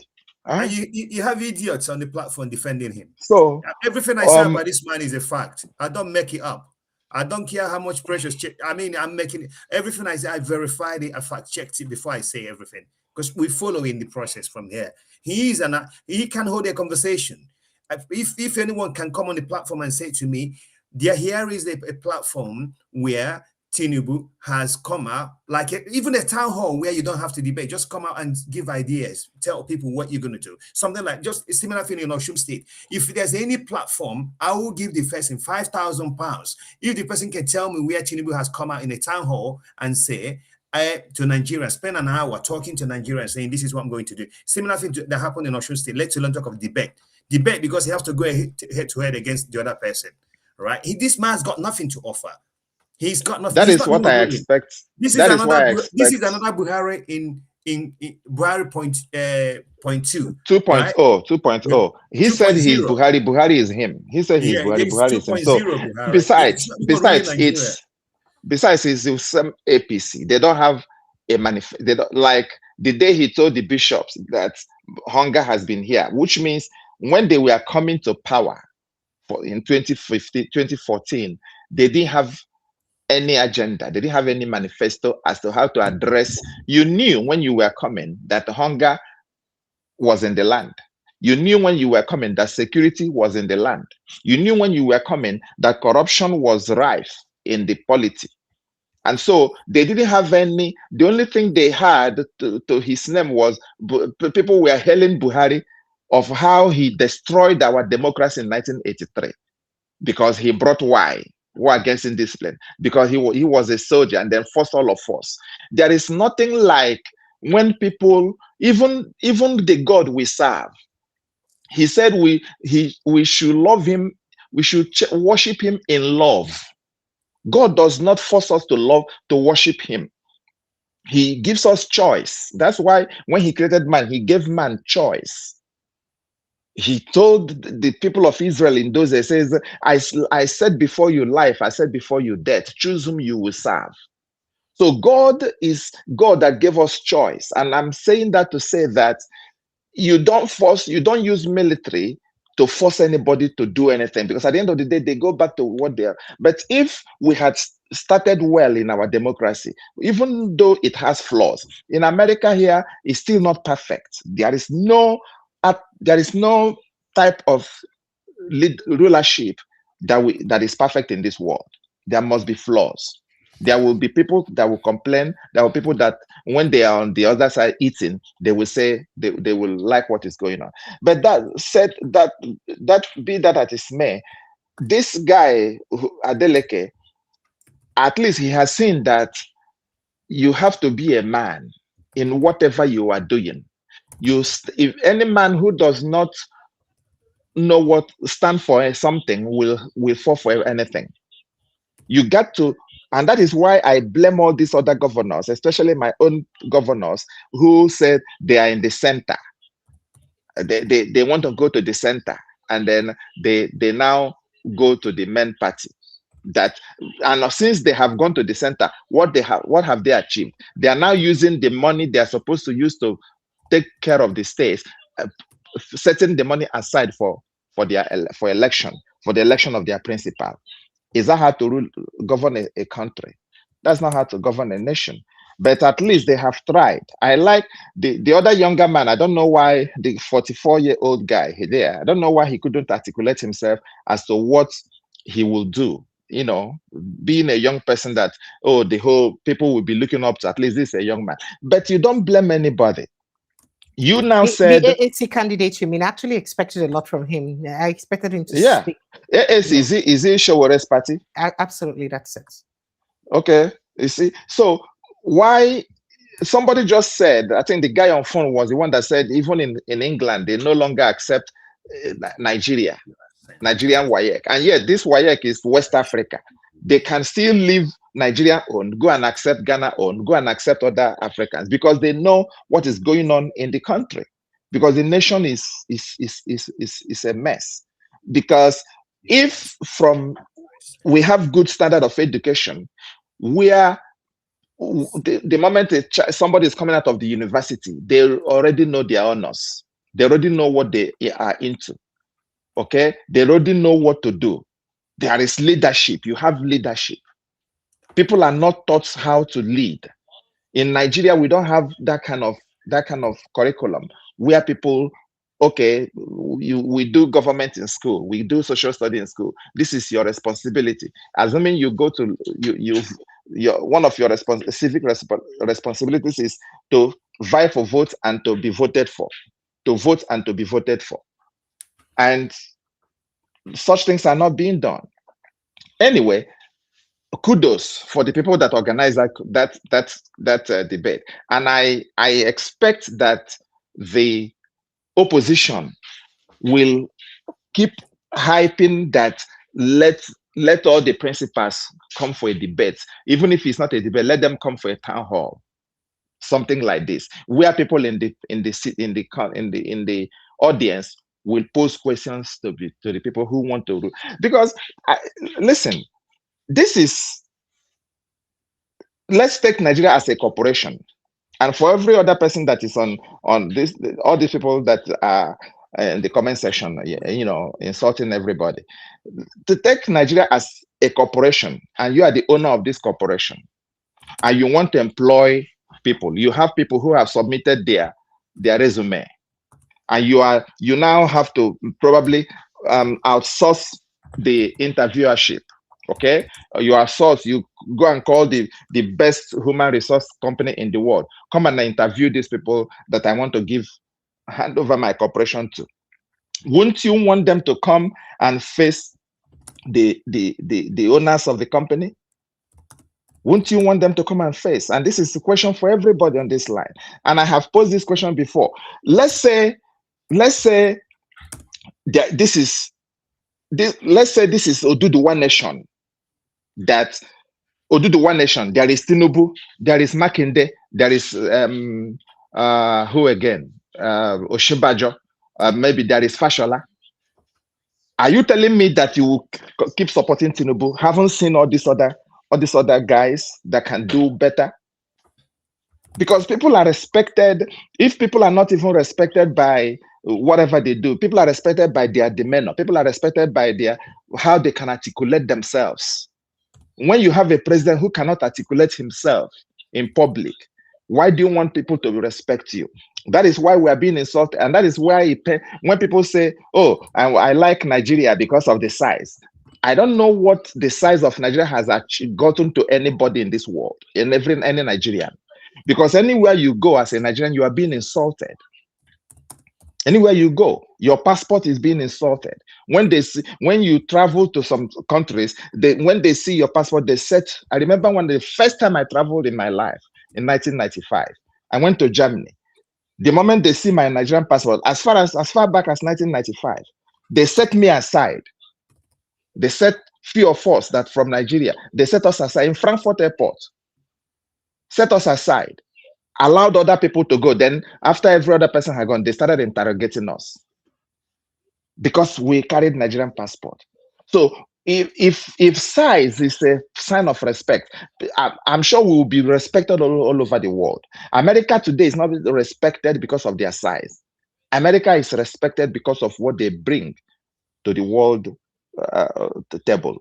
Israel, as small as Israel is respected. You can't mess with an Israeli. Israel went to Qatar for the first time and killed their enemy because they traced their enemy into Qatar. That is how you know a nation that is serious with their people. But let's leave all this one alone. Come to the one that is trending about somebody, the shit jingri that called us infidels. Well, we are infidels after all. What is an infidel? An unbeliever. As we are infidels, so they are infidels to us as well. They are unbelievers. They don't believe what we believe. And so somebody who does not believe what you believe, to you is an infidel. But where I'm still talking about, because it was yesterday, I had this guy, Joseph Okechukwu, saying, oh, if they don't reverse the Muslim ticket, he will campaign for boycott of election. I sent him a message. I sent a comment. I said, that is not realistic, because at the end of the day, election must go on. What you will call for is every Christian must vote Christian. Let's go down. Since they claim that they are better, they are more in number. Let's do it religiously now. Let every Christian vote the Christian, the person that is in the Christian guy that is in another party, and let every Muslim vote this other guy that is in this, and let's see who wins. The same thing happened. This other guy, this guy in Rivers State, Apostle Olowokere, he said the same thing, that he's not going to vote. I sent him a message. I said, that's not the best thing. Use your platform. Is not in Rivers State. He's in northern Nigeria. No, he's in Port Harcourt. He's in Port Harcourt. Is it Michael Olowokere or another? Yes, he's in Port Harcourt. Yeah, okay. He's in Port Harcourt. All right. Yeah, he grew up in northern Nigeria, but right now, because, he was a Muslim, he repented. Then they were chasing him. So he went to Port Harcourt. He's in Port Harcourt. But I sent him a message. I said, that's not the best thing, not to vote. Use your platform and call for every Christian to vote for Peter Obi. And I'm not missing word. He said it. Yoruba clearly came out and say it yesterday again, or was it today? They said, if you are not going to go to heaven if you do not vote for Tinubu. So what means that they have come, it is a battle that has been set. It is a line that has been drawn. And if it is done that way, why will Christian leaders not be outspoken and said, especially the people that have mammoth crowd, Roman Catholic, I don't care who you have been supporting. For the mere fact that these people are coming and insulting us and saying this and that, okay, we're going to draw this line. Let's vote on religious line. Whosoever wins, let them win. Whosoever wins. And I expect the leaders of the church in Nigeria to start calling for every Christian to vote Christian. And let Muslims vote. Let's see who is number. And the other day, the day we were talking about, and I said my views, other people were saying their views. I couldn't retort. I couldn't come back because I had to log into another meeting I was into. Listen, Precious, and every person hearing me. When I say Nigeria is a Muslim nation, I maintain it. And up until tomorrow, except if it reverses, Nigeria is a Muslim nation. How do you know a Muslim nation? Sokoto just passed. I heard that Sokoto, whether they have passed or they're about to pass a bill that restricts women from riding the same bus with men. That women are not going to be in the same, creating a demarcation between where you have a woman, which means there won't be sports. That's what it means. There won't be sports in Sokoto because women, or if there's a sports, women will not go. Or women, they will create a separate place for women. What kind of society is that? Okay. And again, Precious, I need you to confirm this. A few weeks ago, I heard that I think it was on Arise TV. I heard that thing. Yes, Arise News. That there were some Muslim girls that they had a victory in the suit they filed against University of Port Harcourt in expressing their religion in their outfits. They had victory. The court awarded them that they are free to dress how they feel they want to dress. That was in Port Harcourt. They wanted to be wearing hijab. That's what I understand. And then probably the school authority said, no, you cannot wear it. They went to court. And the court awarded them because it's a free society. They are free to express themselves how they feel like. And yet, the same thing, and I told myself, can the same thing happen in the North? You are not a Muslim nation, and yet you have 12 states that are practicing Sharia. Yesterday, it was on your call. It was you. It was one of you in this platform that said either in Castina that somebody, a Christian, cannot get a shop. In Kano, they are destroying people's wares because they are selling beer. And you're telling me it's not a Christian nation. It's not a Muslim nation. In Abuja, last year, was it early this year, a guy who owned a shop, they took it from him based on Sharia court. They killed Deborah. They killed one other lady in Abuja who came preaching on the streets in Abuja. All these things, no Christian rose up. Christian leaders could not rise up and say, you cannot do this. Or petition the government. Petition the man in Sokoto that wears a shower curtain on his head.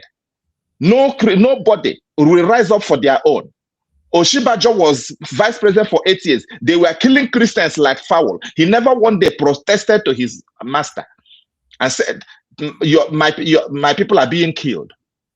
In some nations, that's how somebody will resign from their position. I cannot continue to do this if my people are being killed.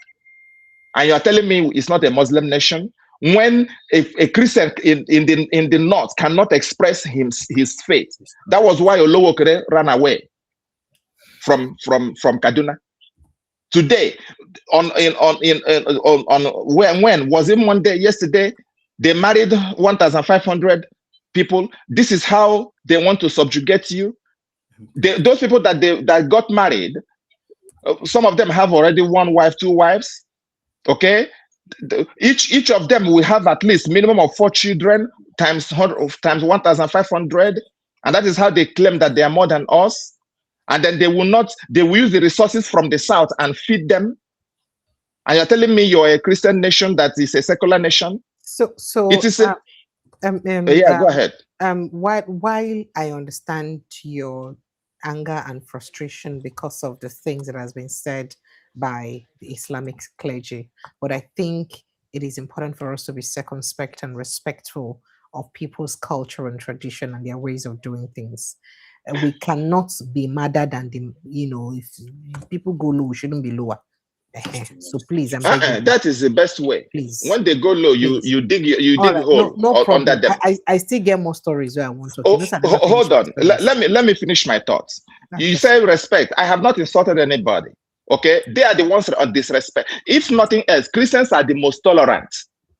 And the reason why, and I'm going to say this again, because Yorubas are tolerant. In a family, you have Muslim, you have a Christian, you have a Shango worshiper. And so now they want to conquer, that's why they are trying to conquer the middle belt, because they know that if they conquer middle belt, they come through southwest. Southwest will be easy because they have half and half. They have half and half. Already, somebody in Oyo is telling you that if he wins, if the people want Sharia, he will bring Sharia. So what do you think? So except the Christians rise up, and I'm not telling you all this because if you go and listen to Ayan Harsi Ali, she's a lady that ran away from Somalia. Okay, she went to Netherlands. They killed her friend Van Gogh when she knew what was going, when she knew what his tribe and his religion was all about. Go and listen to Mossab Hassan Youssef. He is a Hamas, a Palestine, well, he doesn't call himself a Palestine. He called himself an Arab in Gaza. But he left, he said his own father trained him on how to go and kill the Jews. So go and listen to Mohammed Faridi. Go and listen to Goldie from Canada. She's an Arab lady in Canada. She was a representative in Canada, but because of all this nonsense, she left the listen to Tusi TV. Tusi TV ran away from England and came to Florida. Tommy Robinson ran away from England. One time he ran away from England. He's a typical Englishman, ran away. Today, UAE do not send their scholars to England. They are taking all over, and it's so. Even this afternoon, I read that Qatar is one of the sponsors of. They have the highest sponsor of universities. They sponsor up to the tune of $6 billion from 1986 up to last year. They have pumped into American universities, and that is how they infiltrate. That is how they do. Even in England, that is what they were doing: pump money. And all our people are here enjoying scholarship, not knowing that we are enjoying scholarship from the hands of the devil. And at the end of the day, when they take over, we cry, we're going to pray and pray and pray. I don't know what prayer is going to do for us. When after God created man, the first thing he said to man is, the Bible says, and God blessed him and said, be fruitful, multiply, subdue the earth. So whosoever comes, even if it is Chinese God that comes to subdue your earth, they will rule you. Because they are working on the... God did not tell... It was not to Christians God was talking to. He was talking to the mankind he created. And therefore, whosoever goes on that principle and overcomes their own world, overcome their world, subdue their world, they will rule you. It doesn't matter whether you serve that God or not. But it's a shame that my Christian leaders cannot come out boldly. Even if they're going to put us in jail, let them put all of us in jail. Obison, let me. Can I just go ahead? I have other stories. And okay, go ahead. So that we can keep contributing. Because yes, you still need to react to the other conversations. So don't precious. All right. Yes. So moving on to other stories, because there's no time. Did I tell you what P2B said about professors? Yeah. So, yes. Yes, I saw that. I even wanted to talk to it. Yes, we'll come back to that, but let me just quickly run through some other headlines very quickly, and then we'll come back to that. I can even play the footage. So Osun decides police seek down direct arrest transfer of Accord party members, leaders to Abuja. That's what Adeleke said. And then if Tinubu government does not caution this barbaric Islamic cleric jingle, Nigerian Christians are in trouble. Premier Ayodele does, he blasts Tinubu over the silence on infidels remark. That's why Tinubu day silent over the waiting in talk about infidels. And then because he supports it now, that's all of their agenda, all of them. Don't you see how a whole governor was raising his hands and clapping? Shame on him. Okay, Yoruba man says that the audacity to support already failed Tinubu in the name of tribe exposes Yoruba as most tribalistic um, ethnic group in Nigeria. That see the person don't feel, but because it's in your tribe, you still want Who is support. saying that? A Yoruba man, and name withheld, said that, and people are talking about it. That why would his fellow Yoruba brothers support someone whom he said has failed? And then did I tell you that Davido has said that he's getting quite a couple of responses and reactions from the international community over his tweets? Yeah, so he said so. And he said he's getting quite a lot of reaction and support over the tweet he made concerning the infiltration. So very quickly, there are some security concerns I just want us to take a look at. Here is the community complaining about the attacks they've been facing recently. Take a listen. The community leader of Torok. Definitely, I want to say this because this community is in trouble. We need Precious, is there any way you can raise the volume if you can? Because I what can't hear happened, him. Except if for that side. I have raised it, I think, to the highest right now. I don't know if you can hear now. My community member who is grandsomely killed by the assailant called Fulani Hisman. It was that night, that day. You don't know that this thing will happen to you. And definitely, it's unfortunate for us that these things happen.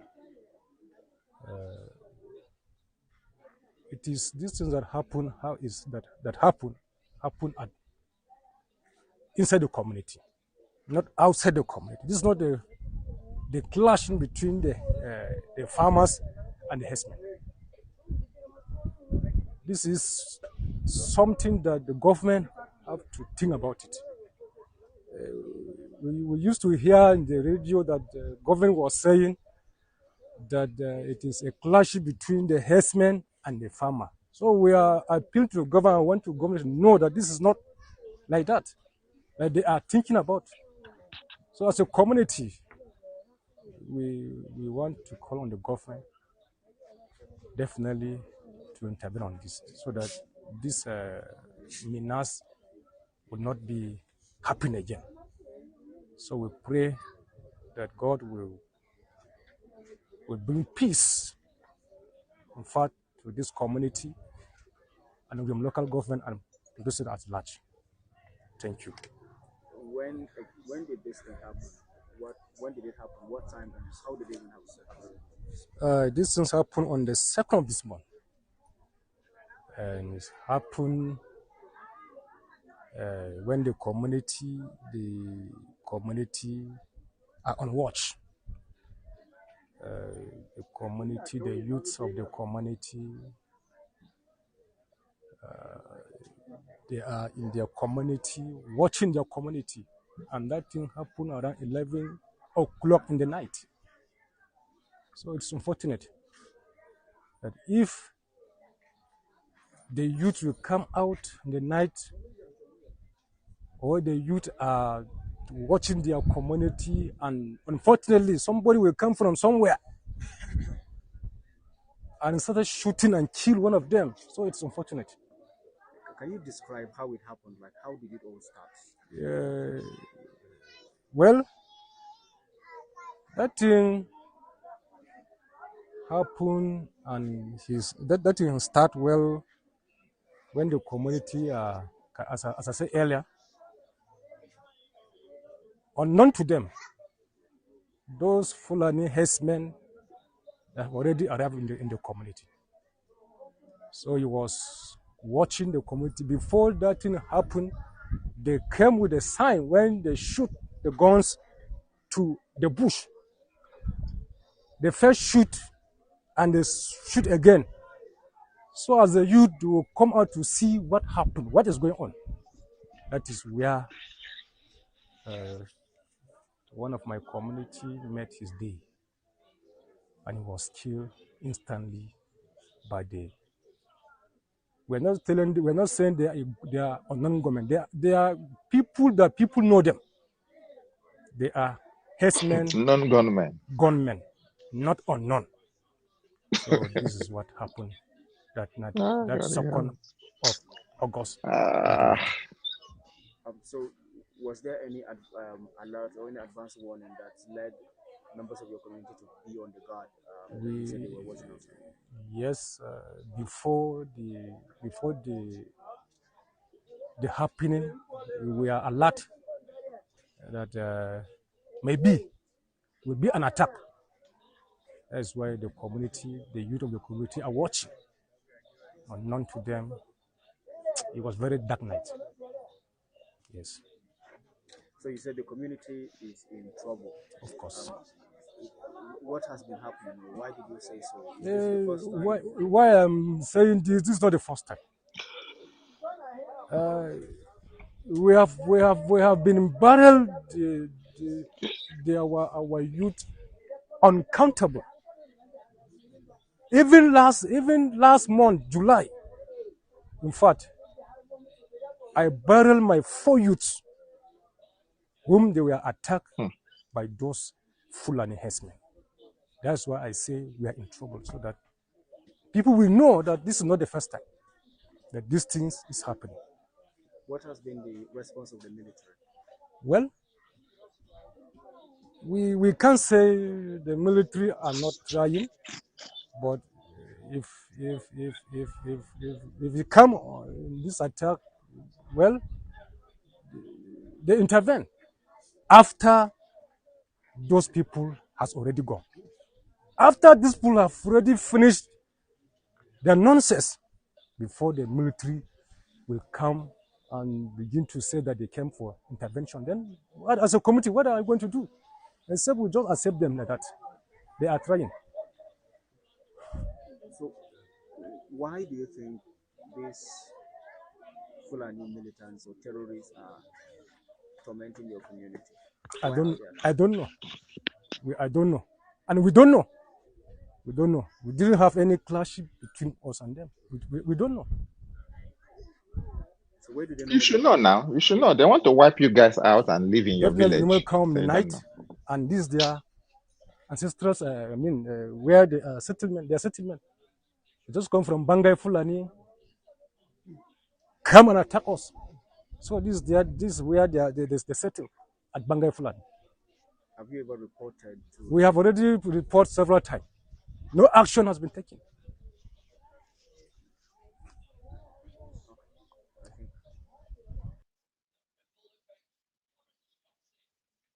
All right. So I just thought for us to see a few of things that people are going through in some part of the country. Where is this place? Northern Nigeria. I think that's in Plateau State, I guess so. Okay, by the way, here is someone else also complaining. I swear to Almighty God, most of the on. people occupying leadership position in Nigeria are heartless people. Most of them are heartless people. So I'm sure you know that this guy is a known Hausa guy who's been speaking very recently about Hausa people, what Hausa people are going through in the country. I swear to Almighty God, most of the people occupying leadership position in Nigeria are heartless people. Most of them are heartless people. Look at how these people in Sokoto State are suffering. Look at how they are fleeing their communities because of high level of insecurity. No help that is coming from anywhere. Where are the politicians? Can't you even go there to do something that will show people that, yes, you have sympathy? Can't you go there and even use your monetary material to look for people to vote for you? If government is not helping, why can't you go and use your money to help these people that are feeding on gari and water with salt every day? The people of Sokoto State, Sabambrini to be precise, are in a hell of Fulani terrorists. I am telling you, these people most of them are living in IDP camp. No food, not talking about potable water of drinking, no, not that. We are talking about shelter, where they will sleep. We are talking about what they will eat. We are talking about their security. After they have been expelled from their various communities, still the Fulani bandit followed them to the IDP camps and unaliving them. What kind of country are we living in? Tinubu is not doing anything about insecurity. Sultan of Sokoto is the one that is telling Mr. President that northern part of Nigeria is okay, which is a lie. We saw recently when the Reverend Fathers went and met Tinubu. Did you see his reaction?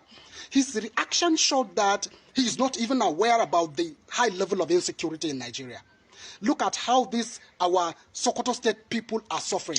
Bro, he's aware. He's just callous. Is it because of he's them aware. being Nigerians? That is why you are subjecting their Obviously, life please don't into interfere. this I hell. kindly allow the video I finish went playing. there last week and I made a video asking for assistance from federal government and the Sokoto State government. Yet there is no assistance that came from anywhere. Look at how they are fleeing their communities now. They are killing them in daily basis. Every day they told me that these people, the Fulani bandits, used to enter and unalive most of them. And they will go and burn their foods and houses. No help. Most of them are living in IDP camps in Sabon Brini local government. But there is no single person that went there to help these people. The government is there. When I asked the people, the youth of the place, I say, why are you not posting something like this? They told me that if they post and they find out that is one of them that posts this type of video, they are going to arrest him the next day he does that video. That is what they told me. Look at how shattered these people's life is. But Tinubu and Sokoto State governor, they are not helping. They don't care about it.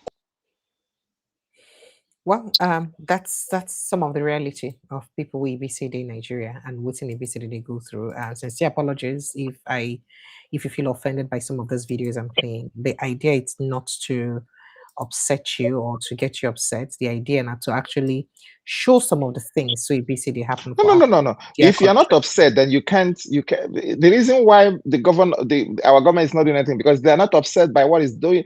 It doesn't matter. We have to be upset. The Bible says godly anger, it leads to repentance. It leads to righteousness.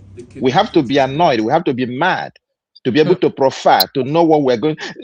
Precious. The problem I have with these people, especially my brothers in the middle belt, the problem I have with them is they talk too much. Does it mean that they don't have people overseas? There's no way they can arm themselves? Is that what it means? Is there no way they can take the life into their own hand? Death is death. After all, they have been dying. So can you just give me a second? Let me just play. So there's an update about, you know that I think 2 Sundays ago or so, we told you about how they attacked a particular church in Enugu State and kidnapped a seminarian and church members. Now here is an update on that conversation. The kidnapped victims were all recovered and they have been returned safe. None of them lost their lives or were harmed. The security forces made sure in our recovery process that we were very particular about safeguarding lives.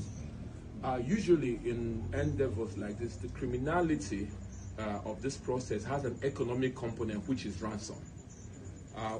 For us, and in this particular operations, with the gentlemen, our very fine collaborators in the DSS and the military, part of what was used was the ransom amount as bait, as part of our strategy. That was not the only strategy. And once this operation was completed and considered successful, the amount of monies that were paid were all fully recovered. And that some of them are the things you see. The arms that were involved in this criminality, we have recovered all of them in the custody of the security agencies that handled this operation. So yes, ransoms were paid, but they have all been recovered completely.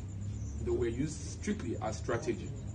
And we have it, and nobody was killed. I reiterate again, nobody was killed. But I must point something out here, and that is the role that informants, local informants, play in this process. We have found out. Okay, so basically, they say some of the locals them follow for people where they say they sell out their people, even though sinners them also follow for people where also they give information to security agencies for the rescue operations. And I just thought that we know that. And you know that's what they talk saying a rats waiting for house. Now they tell rats waiting for house. Yeah, exactly. Yeah. So this happened in Enugu State. In Enugu State, remember. Okay, so just before I begin to take your thoughts, let me quickly play a few clips from what Peter B said recently. I went to Court of Appeal 5 judges that never met gave judgment in my favor. So if you look at that and look at what is happening today in Nigeria, where professors are now aiding illiterates to rig election. Where our lawmakers have removed forgery as an offense in electoral matter. And senior advocates of Nigeria are defending forgery. Hey. Our religious leaders are now praying for criminal politicians for blessing. We have a crisis. And above all, our judges are now singing, "For your mandate we stand." Okay, would you guys want to react to this very quickly? People don't talk. Say why? What that? These were deep words spoken by Peter. I urge all of us, unexamined life is not worth living. It is time for every Nigerian to sit down and ask ourselves, where is our nation going? We need to reverse this, because the abuse we are allowing today will take its revenge on our children. God bless all of you. Say the abuse we want to be allowed today for our country and our children. Of course. Suffer the abuse. Precious, that is go ahead. Opposition ought to talk tough, because you don't have the powers of the state in your favor. What you have is your mouth. Opposition ought to be talking tough, and I expect Peter to be talking more tough, because you just said when they go lower you go higher. No, when they go lower you dig tunnel under them and lift them up. What the opposition will be telling them, if anybody comes to carry that plastic they use in voting, if anybody who snatches it, you snatch the person. If we are not mad, my people will say, if a young man does not behave like a madman, his people will not give him wife. It is time that the opposition will everybody unshet your machete, unshet your sword. Unshet your sword. We have the shaping amount we are using. No, we are not using gun. They should unleash whatever is in their head. That is how to fight it. Because these people are fighting, they are fighting dirty. And you cannot win it by fighting needs. Mr. Obisi, let me quickly allow PH. PH, good evening and welcome. Go ahead, yes. Good evening, Precious. Oh, God, no, sorry, good morning. Anyone, my brother, I'll go answer. Welcome, sir. Thank you to the panelists. I've been listening to every one of you. Can I start from Osun's town hall meeting? Go ahead, sir. Precious, I don't know when Nigeria is going, to be frank with you. You say you don't know when you go do it in? I don't know where Nigeria is going. With the kind of people we put in our leadership. We they grow now. Huh? Even Adeleke, the way I like that man before, but hearing him today, I just kind of, I say these people. He can't even tell the people that he wants to rule what he wants to do for them. The kind of anger in him, I was just watching him today, the kind of aggressiveness on him. Talking to that lady that asked him a question about the road. Did you, so let me make excuse, perhaps express the opinion of people who make excuses for him. Are you aware that for about 2 years now, they've not been giving local government allocation? I know he said it. I'm coming, sir. And you know that Osun State is not one of the states that received the highest allocations. One. And then again, you did hear him say that they've worked about 6 to 7 roads or so, federal roads, and they are yet to be reimbursed. And they may not likely even reimburse themselves, if they no be APC states. You know that, right? Yeah, that's so true. Do you think that validates his anger? Because it made it look like, the question made it look like, you say you don't work Ile-Ife, fly over there, but even the road to go to Ile-Ife self no day. That means what you did do. So he didn't want to take responsibility for something that it's clearly not within his jurisdiction?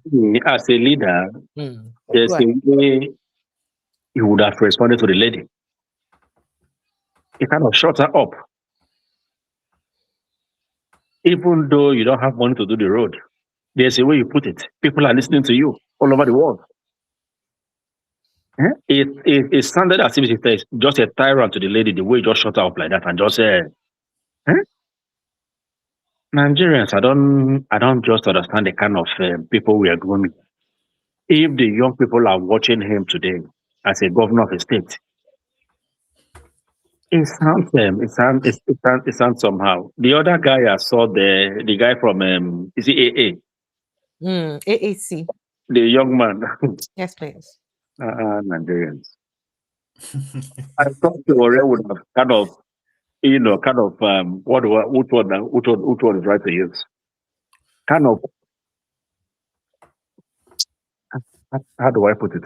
That's how much the mighty has fallen, my brother. I was thinking that she would kind of prep him up a little bit. It's so bad. Being a young guy now, he's going to dominate the stage. We'll do this, we're going to do this, we're going to do this, we're going to do that, we're going to do that. You can't offer what you don't have, right? You cannot give what you don't have. But this doesn't have anything to do with Shori, you know that. This is nothing to do with Shori. This is about the people that they presented to Osun people. They cannot offer what they don't have. These guys haven't got it. They cannot offer it. Right? If Precious hasn't got 100,000 naira to give to somebody, she hasn't got it. She can't offer it. As a young, he knows what people are facing. He knows the problem the young Nigerians are facing. That he will come there and kind of even short at the Adeleke up in terms of what we're going to do as a young guy. Yep. Listening to him, just like himself short of words, die. He don't even know what to say. Because he was picked to put. They put him there. The gang of thieves selected him to put him so they can use it to siphon. Can we just stop calling people names, please? That is the kind of leaders we are raising. So I don't know why you guys are. I don't care. I don't know why you are surprised. You can't be surprised because that is the leaders we are raising. What kind of school? What kind of school are our children going? When you have reduced the standard of everything, now somebody who does not have the requisite qualification is your president. Okay, so what do we expect? The National Assembly, Obi just said it. The National Assembly has removed forgery from being part of the offense. Anything can go. Anything goes. Anything can go in this current government. Anything goes. Yes, anything can go. Agbero, kidnappers, they all go. They can become leaders tomorrow. So somebody can go to Luwole, buy certificate, and come and present it and become your president. Yes, absolutely. Then when you go to vote, if not for Professor Chiom, what's her name again? Chiom Nenna Oti. We wouldn't have had somebody like Alex Oti. Yeah, that's true. Correct. We wouldn't have had her. Absolutely. If that woman did not stand her ground and say, "I'm not going to do this," all of that her colleagues didn't they sell out and said that there was glitch? And yet Amazon, who gave them the platform, said there was no glitch. OBC, you need to understand one thing. Like, when we keep talking about the quality of leaders in Osun State, right? If you look at the top, the whole thing, the rottenness started from the top. Of course. So, let me make this point. The kettle can't call the pot black. The kettle can't call the pot. If you haven't gone to primary school or secondary school or even bought your certificate or manufactured at the back of your house, to get into Asorok, you cannot control or you cannot call someone out at state level or local government level. So you basically, what you've got to do is to turn a blind eye and allow everybody to do whatever they want. That APC is out of order. They absolutely destroy Nigeria. And that's why we've got this gang of Agberos and gang of idiots ruling Nigeria. Now, they're taking them from wherever they want and they're putting them in places so that they can use them to siphon the state's fund. That's it. They're not qualified to be there. They've got no idea what they're coming to do. They haven't even got idea how they're going to run the state whatsoever. No idea, nothing. They can't sell it quickly to people, to a few audience of how many people? 200 people or 100 people in audience. They could not even sell anything to them. Even It's unbelievable. It was shocking. It was disgraceful. But hey, what do you expect? Their boss, Tinubu, never done a debate, never spoke to anybody. He's never been in a town hall. So he has not set a good example on what it takes to pick a quality leader. So he doesn't even know. He hasn't gone through a proper process to become a leader. So what do you expect? You know what? It's a reflection of where we are today. And it gets worse by the day. Every day it gets worse. And I said it the other time, what you're seeing in Osun State is a sample of what's to come. Test the soup, however it tastes. Watch out in 2027. That's a sample of what's going to come. They flooded military and army to use it to intimidate, and the police to use it to intimidate the people of Osun State, so that they can rig their way to victory. But let's see. We are watching. All right, guys. One other thing again I want to bring up. Rachel, sorry, I know you didn't say this. I heard on the news that Obi and the other party guys that they're having a meeting on the 18th. They said that they're going to come together. Is it G100 or something? There's a possibility of a merger because they realize that they may not beat Tinubu as a disjointed opposition. Do you know, if he asks me, I don't believe in that. If he asks me, Nigeria, we have over 200, let's say 90 million people that are registered, if I'm not mistaken. From the last election, about 96 million registered voters. We should have more now. What are we doing? This is our fight. This is not the fight of politicians. I was thinking that by now the Nigerians would have gotten that now it's our fight. It's no more this fight anymore. So what are you saying? When you say it's our fight, what do you mean? I recommend for Nigerians to stand up. In what sense? This election of 2027 will be the last bus stop for all these politicians. If Nigerians are willing to stand up. How? They're willing to stand up. They're going to be clamped on. They're going to be stamped on. They're going to be mashed on. They're going to be, trampled upon. That is what I meant the point here, let me tell you, I don't know if your Precious probably knows this. Even people trying to get their registration voters card. I know. They're making it harder for them. I know. To obtain their voters card. I did a couple of videos. INEC is a part of the fraudulent system that is existing, that's going on right now. They're using every tools in the system. You see that guy that came yesterday? That's one common. Yeah. Those are the kind of people that will bring this change to Nigeria. Well, when I still, if he sees a bag of money, he might change his mind. I did tell him this. It's about integrity. I don't know him, but hearing him yesterday, I don't think it's that time. We shall see. I hope he lasts the course, because we need people like him. I mean, we need people like the woman in Abia State. We need people like that. For the youth, or this Nigerian youth, to stand up for their rights. Just like what he said yesterday. If these guys come, they are there, over 1,000, 2,000 of them. What are they going to do? They're going to run away. All these soldiers are going to run away. It's time for this now, our Nigerian youth, to stand up, know that whatever is happening to Nigeria, there's time to stop it. If you hear this Mwokoma yesterday, to be frank with you, I never knew we had Nigerians like that anymore in Nigeria, to be frank with you. Yeah, when you push people to wall, what do you expect them to do? They have pushed the people of the state to the wall. Therefore, you can't do nothing anymore except to fight back. That's it, except to fight back. Guys, did you see the trend now? Did you see what happened in Kano State? That really got me mad. Like, how could a state use 1.5 billion naira?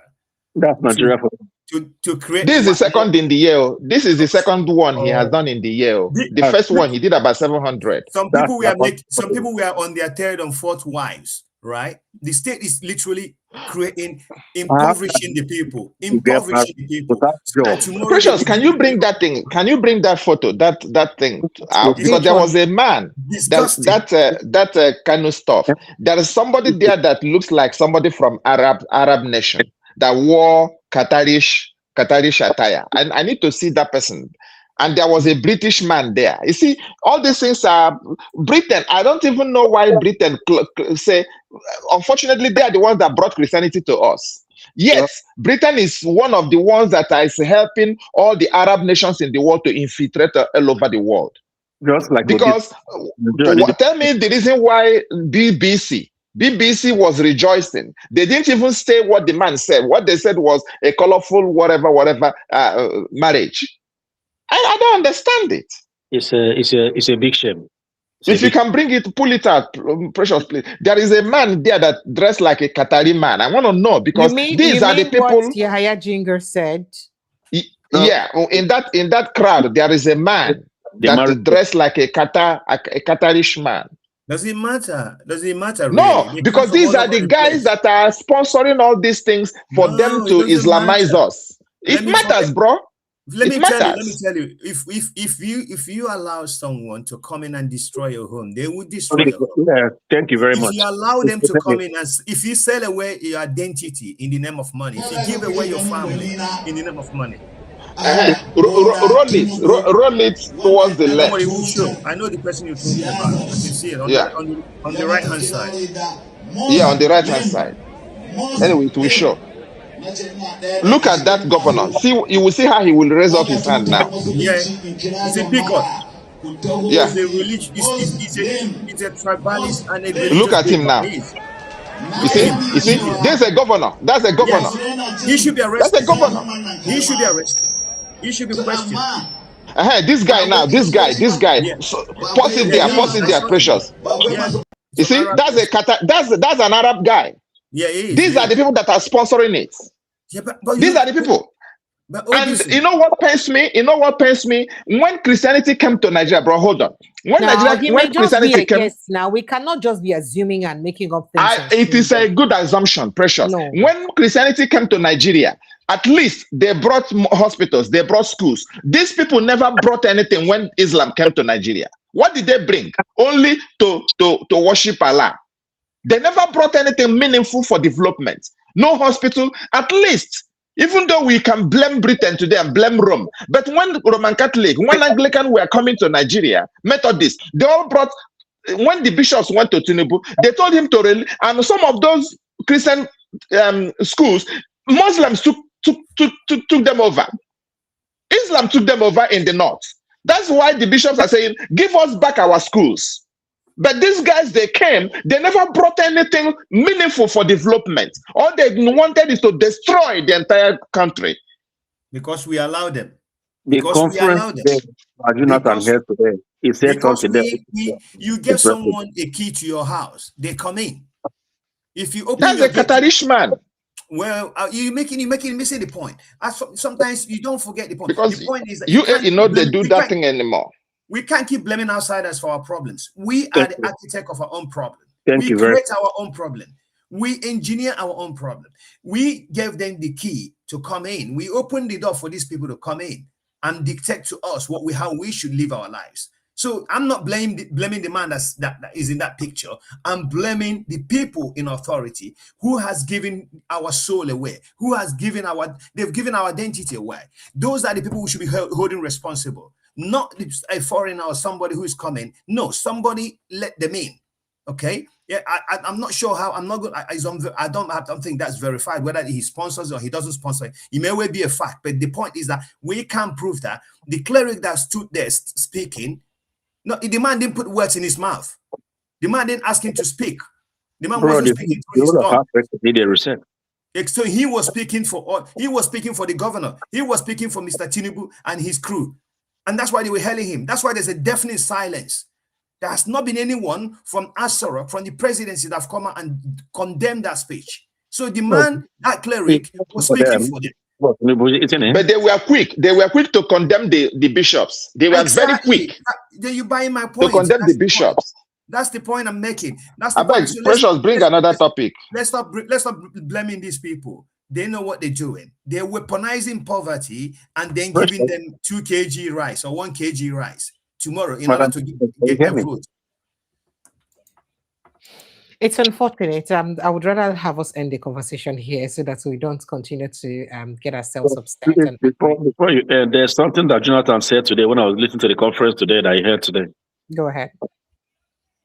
He was talking about African politics. That it's time we start looking for something that work for us, the Africans. Yes. Because this European thing we are following is not working for us at all. It's not working for us. When he said it today, I was so pleased to hear that from him. That African leaders should start thinking about how to govern Africa in our own ways. And I feel that's the path for Africa for now. Okay, so let's dissect. So if they ask you now, yes, what do you suggest how Africa will govern themselves? I suggest number one for a reset. Number one. Then when you reset, what kind of governance do you go to? All these people that you see spoiling Africans today. If before they come into the office, they are virgin to go to, don't give them Bible to swear on. Don't give them Quran to swear on. Bring out Shango for them and put on the floor there. That's where we should go. If they will mislead the people, if they will steal money, these poor things, they don't want to die. They know the right thing to do, but they're not going to do it because there's no accountability. If there's something they do those days that our forefathers do, these guys will be on a good path. Those days when we are growing up, nobody want to hear a son of a thief. Nobody want to hear that.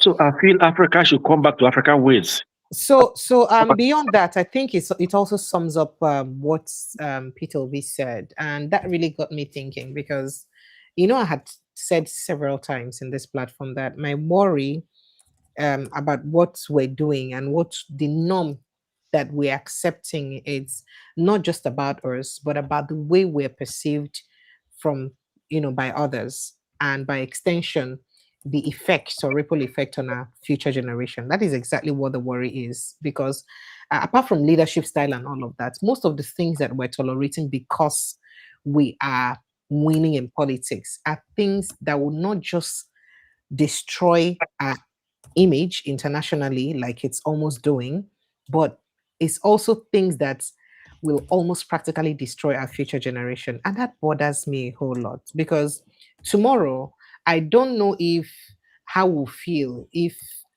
somebody from, for instance, Benue State, or somebody from one minority group in, somewhere comes up with documents that are unverified, some stuffs that it's not verified or known.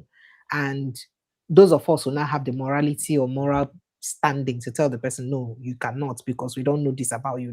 Nobody go figure that moral standing. Because we have already accepted it as a standard. So it's going to be very hard for us to go against it. For instance, it's just like when President Muhammadu Buhari was in office, when he was coming, when there were questions about his O-level, and people said, no, even if NEPA bill make it bring, go vote for him and all that. So you want to tell me that people who said that about the former president will ever question me, Precious, if I come today now and I don't have any paper and I say it's NEPA bill I have? You cannot question the paper I have. Do you understand me? Because where were you when you supported the same thing? Pressure. So it drive us to very dangerous, slippery slope. We could be very, very bad for us. That is this decay we're talking about. We need a reset. If not, bro, I want to understand what your reset. I don't want to understand it. Reset means that we have to get a leader who is a leader, who has come to rule, not come to rule the country, not come to rule the people, that committed himself. What we need is participatory democracy. What we are doing now is not participatory. Because at the end of the day, yes, what Jonathan said, at the end of the day, what you do is, how many countries in the world are being ruled by monarchy or by theocracy? Even the people that are being ruled by theocracy, we fan out them. It's Saudi Arabia is a theocratical government. Okay, how many other who else is being ruled? Even all the people that are ruled by monarchy. Most of the Europeans, they have kings, but they fronted their presidents and prime ministers. My brother, most of them, they all have kings. You So see, the only Africa is leadership. Yeah, that's what we don't have. The reason why we don't have it is because we don't develop it from we don't develop ourselves from the cradle. Assume Obi comes to leadership in Nigeria in 2027, and he was able to implement this reset. All our judiciary, all of them. Yeah, all of them needs to go back to start from number one again. Have you guys ever asked yourself why APC government is so violent? Have you ever asked yourself why? Why are they so violent? I keep going back to Osun State. This is a southwest state. Have you ever asked yourself why is APC so violent? Because why do they want to grab this power? If you think, let me make a point. If you think you're doing well, you've done well for the people. You don't need to be violent. You say your idea, tell them what you've done, and they will happily vote you back in, right? Or allow you to come in. They will vote you. You don't need to intimidate or bully people or kill people or snatch it or rig election if you've done well. Why is every state that APC, Ekiti was war, they done? Why are they, what is wrong with them? Why are they so violent? You see, that money that's attached to African leadership, if they move that money away from it, there will be a reset. Because they got the money. Remember, this is our money. Your money, my money. The money they should be using to govern the people. Doing good things. They're using it for election. They're using it for election. It's ridiculous, honestly. Anyway, when I look at that, I don't know what to say, to be frank with you. I don't know what to say. The whole of Africa. What we need to say, like what Obi said, since Obi will tell you the resume, since he left office, how many business schools, at least there is a business school in Lagos. I think what we need to be doing, just as you said, maybe when people win into, especially when they win into a Senate or state House of Assembly, House of Rep, probably go to Lagos Business School, go there and do 3 months internship and learn leadership. Honestly. Senate has to be shut down. They will be doing it batch by batch. They will be doing it batch by batch. Okay, every 3 months, they should be there 100 senators. Every 3 months, let 20 go. Every 3 months, let 20 or 30 go, and let it be short. Get themselves acquainted on how to govern. Let them start fresh election of those that will lead. No, we can't say what is not realistic now. It's not going to happen. So we go to what can be realistic. What can we do to achieve? I suggest if everybody that has ear to hear, when they already won, all right, because even in this country, when they get to power, when they win, they call them freshmen, fresh Senate, there's a word they use for them. They take them to retreats. They tell them to, how to go and learn for a few weeks. They have to tell them the National Assembly. So yeah, I suggest that when both House of Assembly, you will start from House of Assembly, House of Rep, senators, every 3 months, let them go to, I'm sure, I don't know whether there is a business school in Enugu, but let's take the Lagos Business School. Let them go there every 3 months. Go and learn business. Learn how to rule your people. Because all this violence we see on the streets, okay, it will curb. Somebody will not be fighting somebody on the street on your behalf. Somebody should not kill somebody for you on your behalf because you are trying to vie for presidency. There is no reason why there will be a retinue of Agberos defending Tinubu. There shouldn't be any, because Tinubu is the one that will come up and say, and that is why I said let them subject them to debate. In that town hall, we will ask them, commit that your followers were not going to be violent on the election day. But he's an Agbero. He came from Agbero. That's what we're going to tell them. What you want yesterday? Tinubu came from Agbero route. No. Let the presidential candidates be committed to Can we end this conversation, please? We're beginning to throw words, please. Please, I beg you. Let the presidential candidates be committed to a town hall. In that town hall, let the moderators ask each and every one of them, can you commit, look in the camera and tell Nigerians that you are telling your supporters to shun violence on the day of election, brother, not to carry, not to snatch, not to run with the election materials. It's only Rafai that can answer that question. So, and you think that they will not make that promise and the same thing will happen immediately they leave there? At least let them make the promise.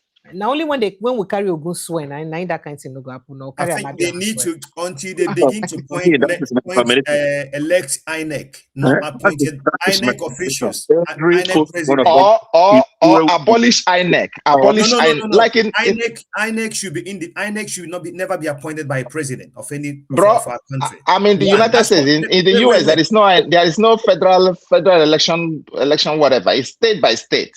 No, we call them Secretary of State. INEC chairman should never be appointed by the president. 1, 2, chief judge. Who is going to appoint him? Who's going to appoint him? It should be independent. It should be independently selected. By who? By who now? So who is going to select him? Who is going to select him? I think there should be a vote. I think there should be a vote. Seriously, there should be a vote from every state.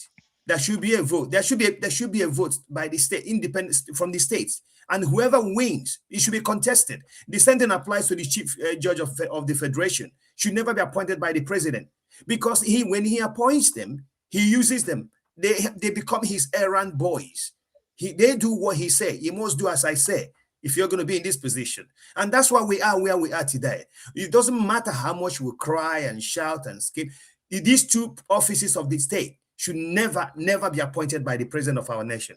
That's why we are suffering today, because they must obey him. They're his appointees. So whatever he tells them, EFCC, another one, weapon, go and freeze this, do that, unfreeze, do that. He presses the button and the button goes. So that's where the research should start. Obi made mention of that in one of his speeches he made last year. So he did mention something like that, which would be a great point of to start the change.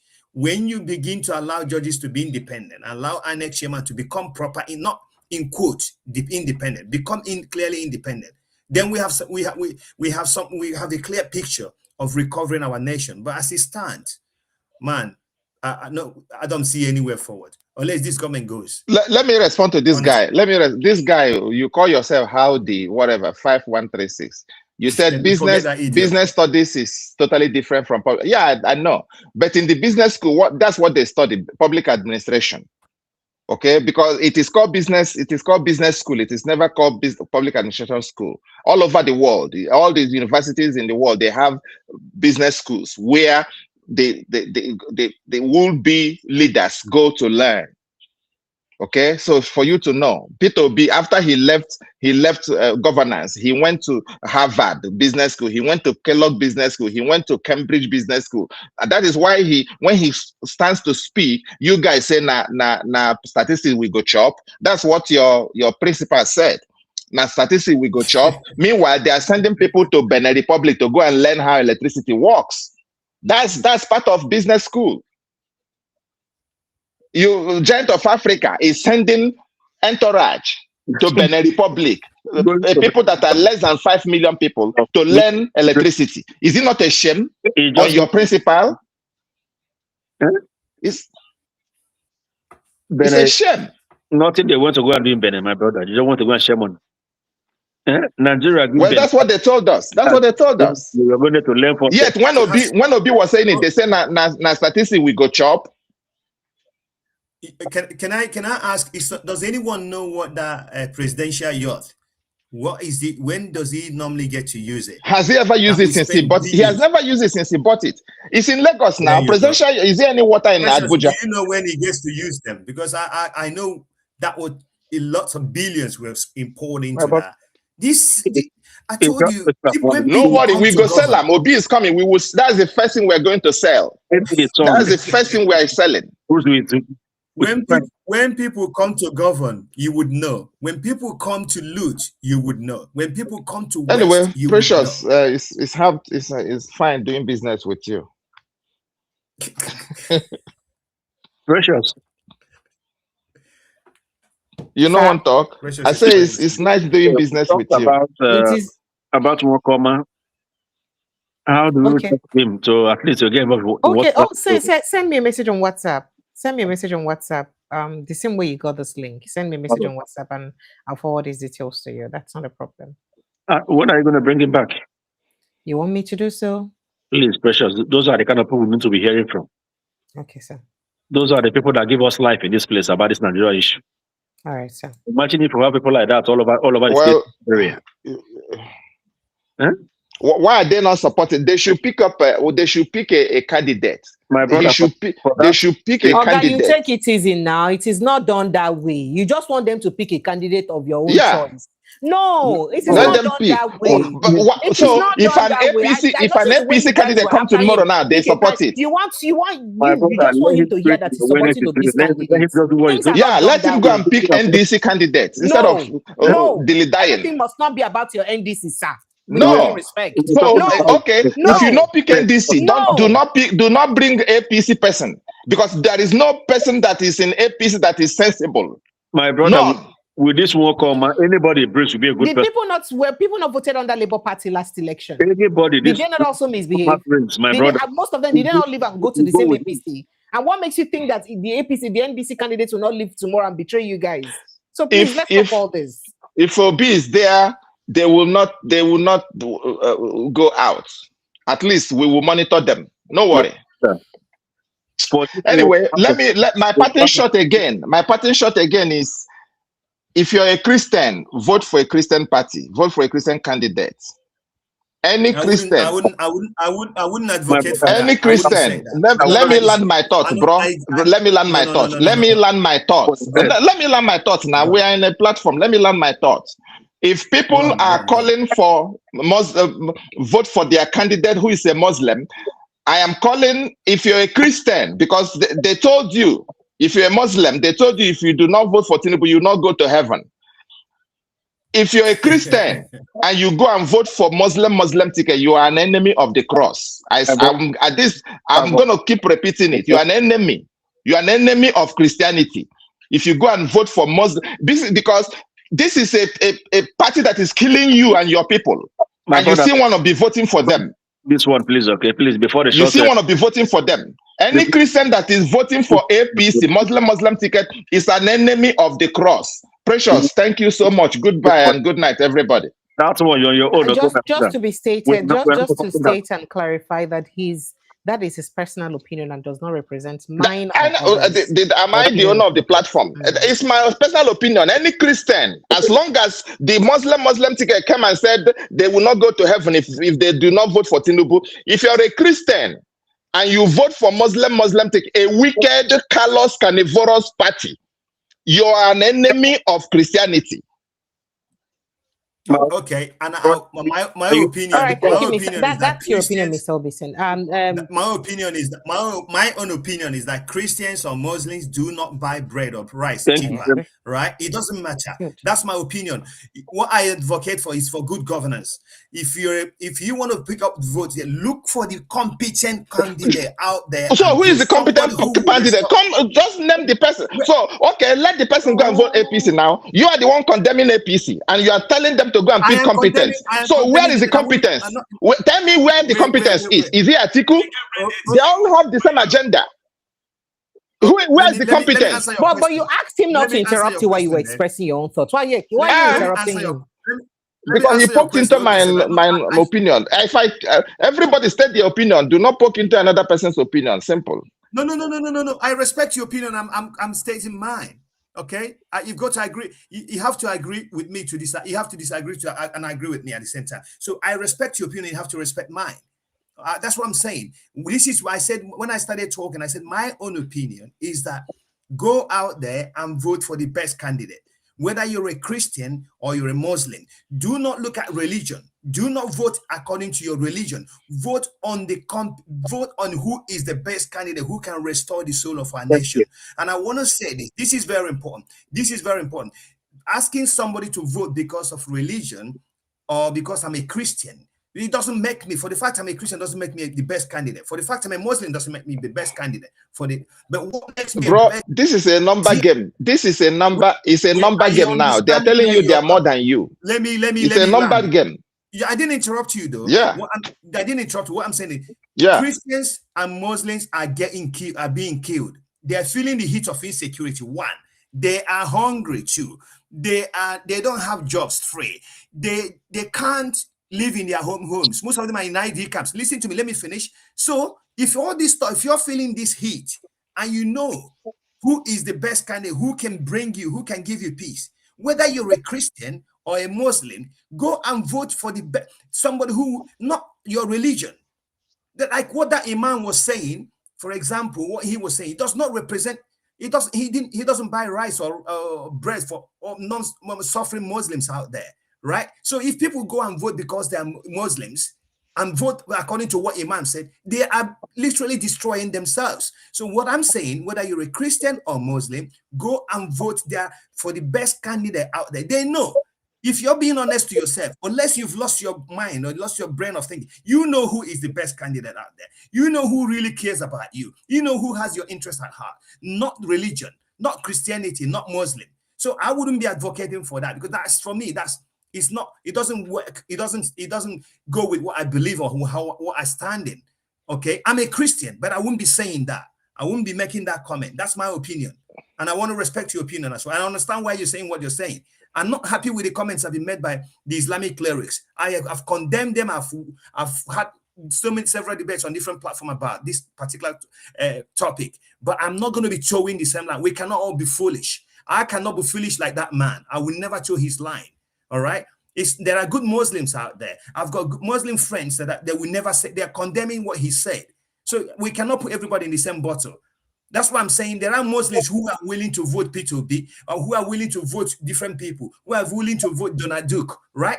Because they believe in them. So we cannot start dividing along the religious lines. Let's not be divided along religious lines. We cannot. We're already divided. There's no going back. There's no two way about it. So what do you do when all this hardship you have mentioned now? Who brought them on you? The same party. If the party that brought, why will you go voting the party that has brought killing, hardship, and all the rest? We can't continue with this. Let's end it. But if you are hearing me, if you're a Christian, if you vote for any other party, PH, do you have anything to say very quickly? APC, you're an enemy. All right, Mr. Obison, please. That's enough. Thank you so much. I appreciate it. Mr. PH, your passing shots as well. For sure. Thank you very much. God bless you for this platform. Okay.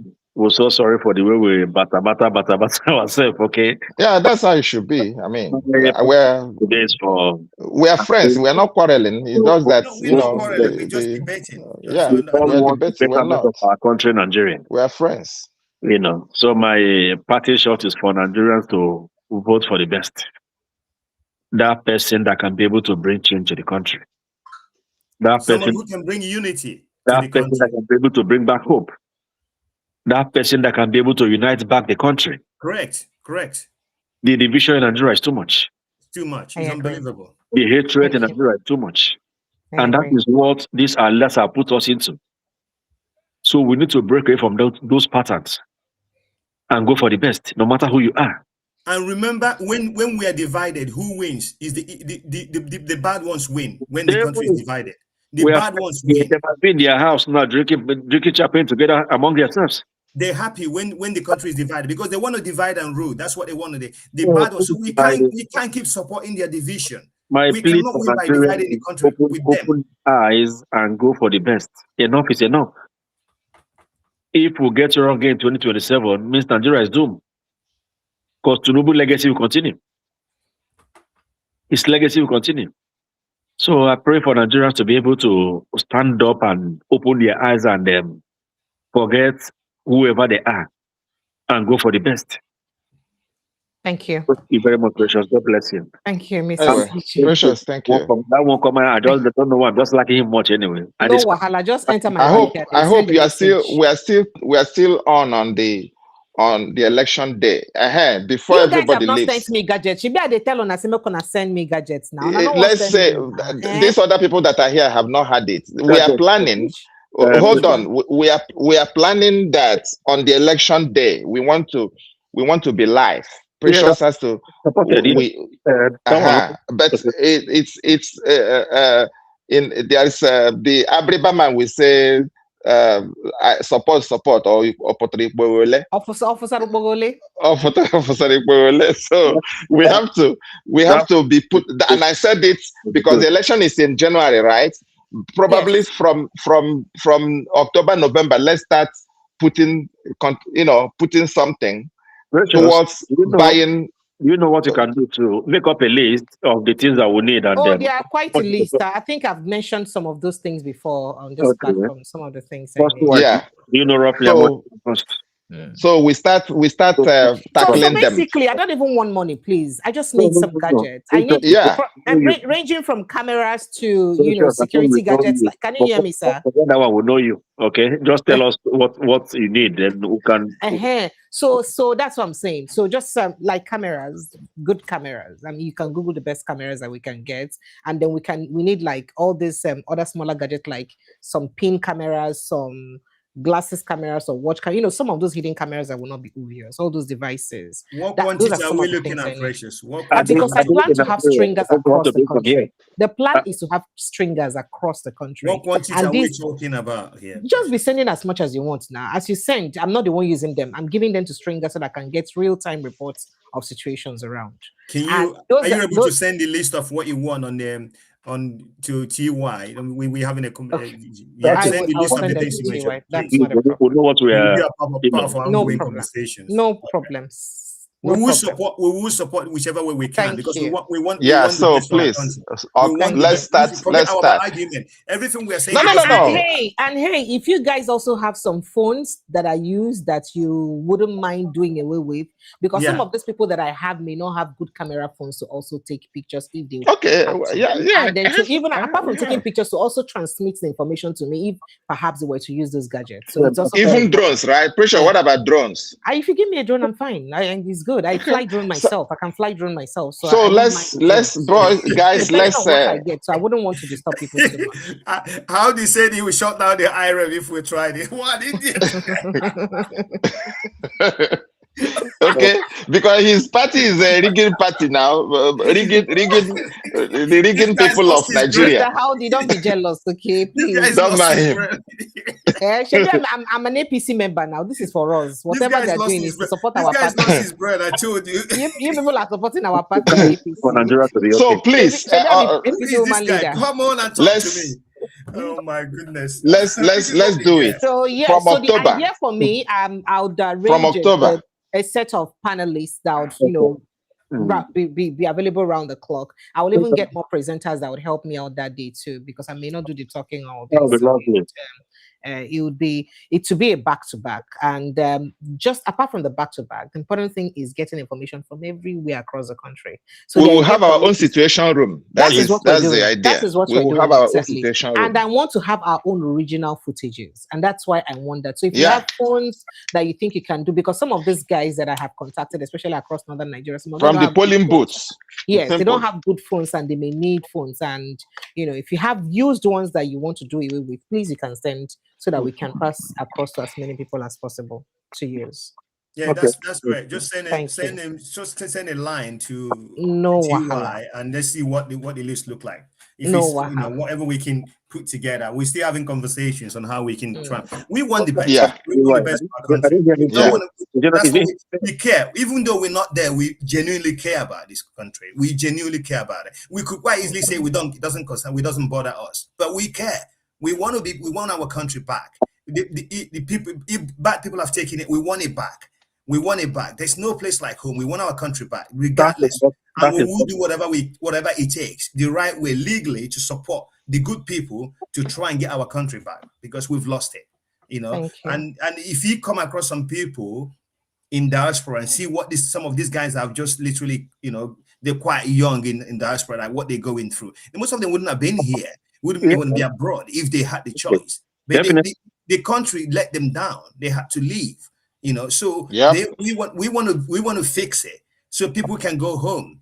We want to fix the country. So Precious, we got your back. Like I always say, we got your back. Thank you. Just speak to TY and he will pass that on to the group. Not a problem. Not a problem. Thank you.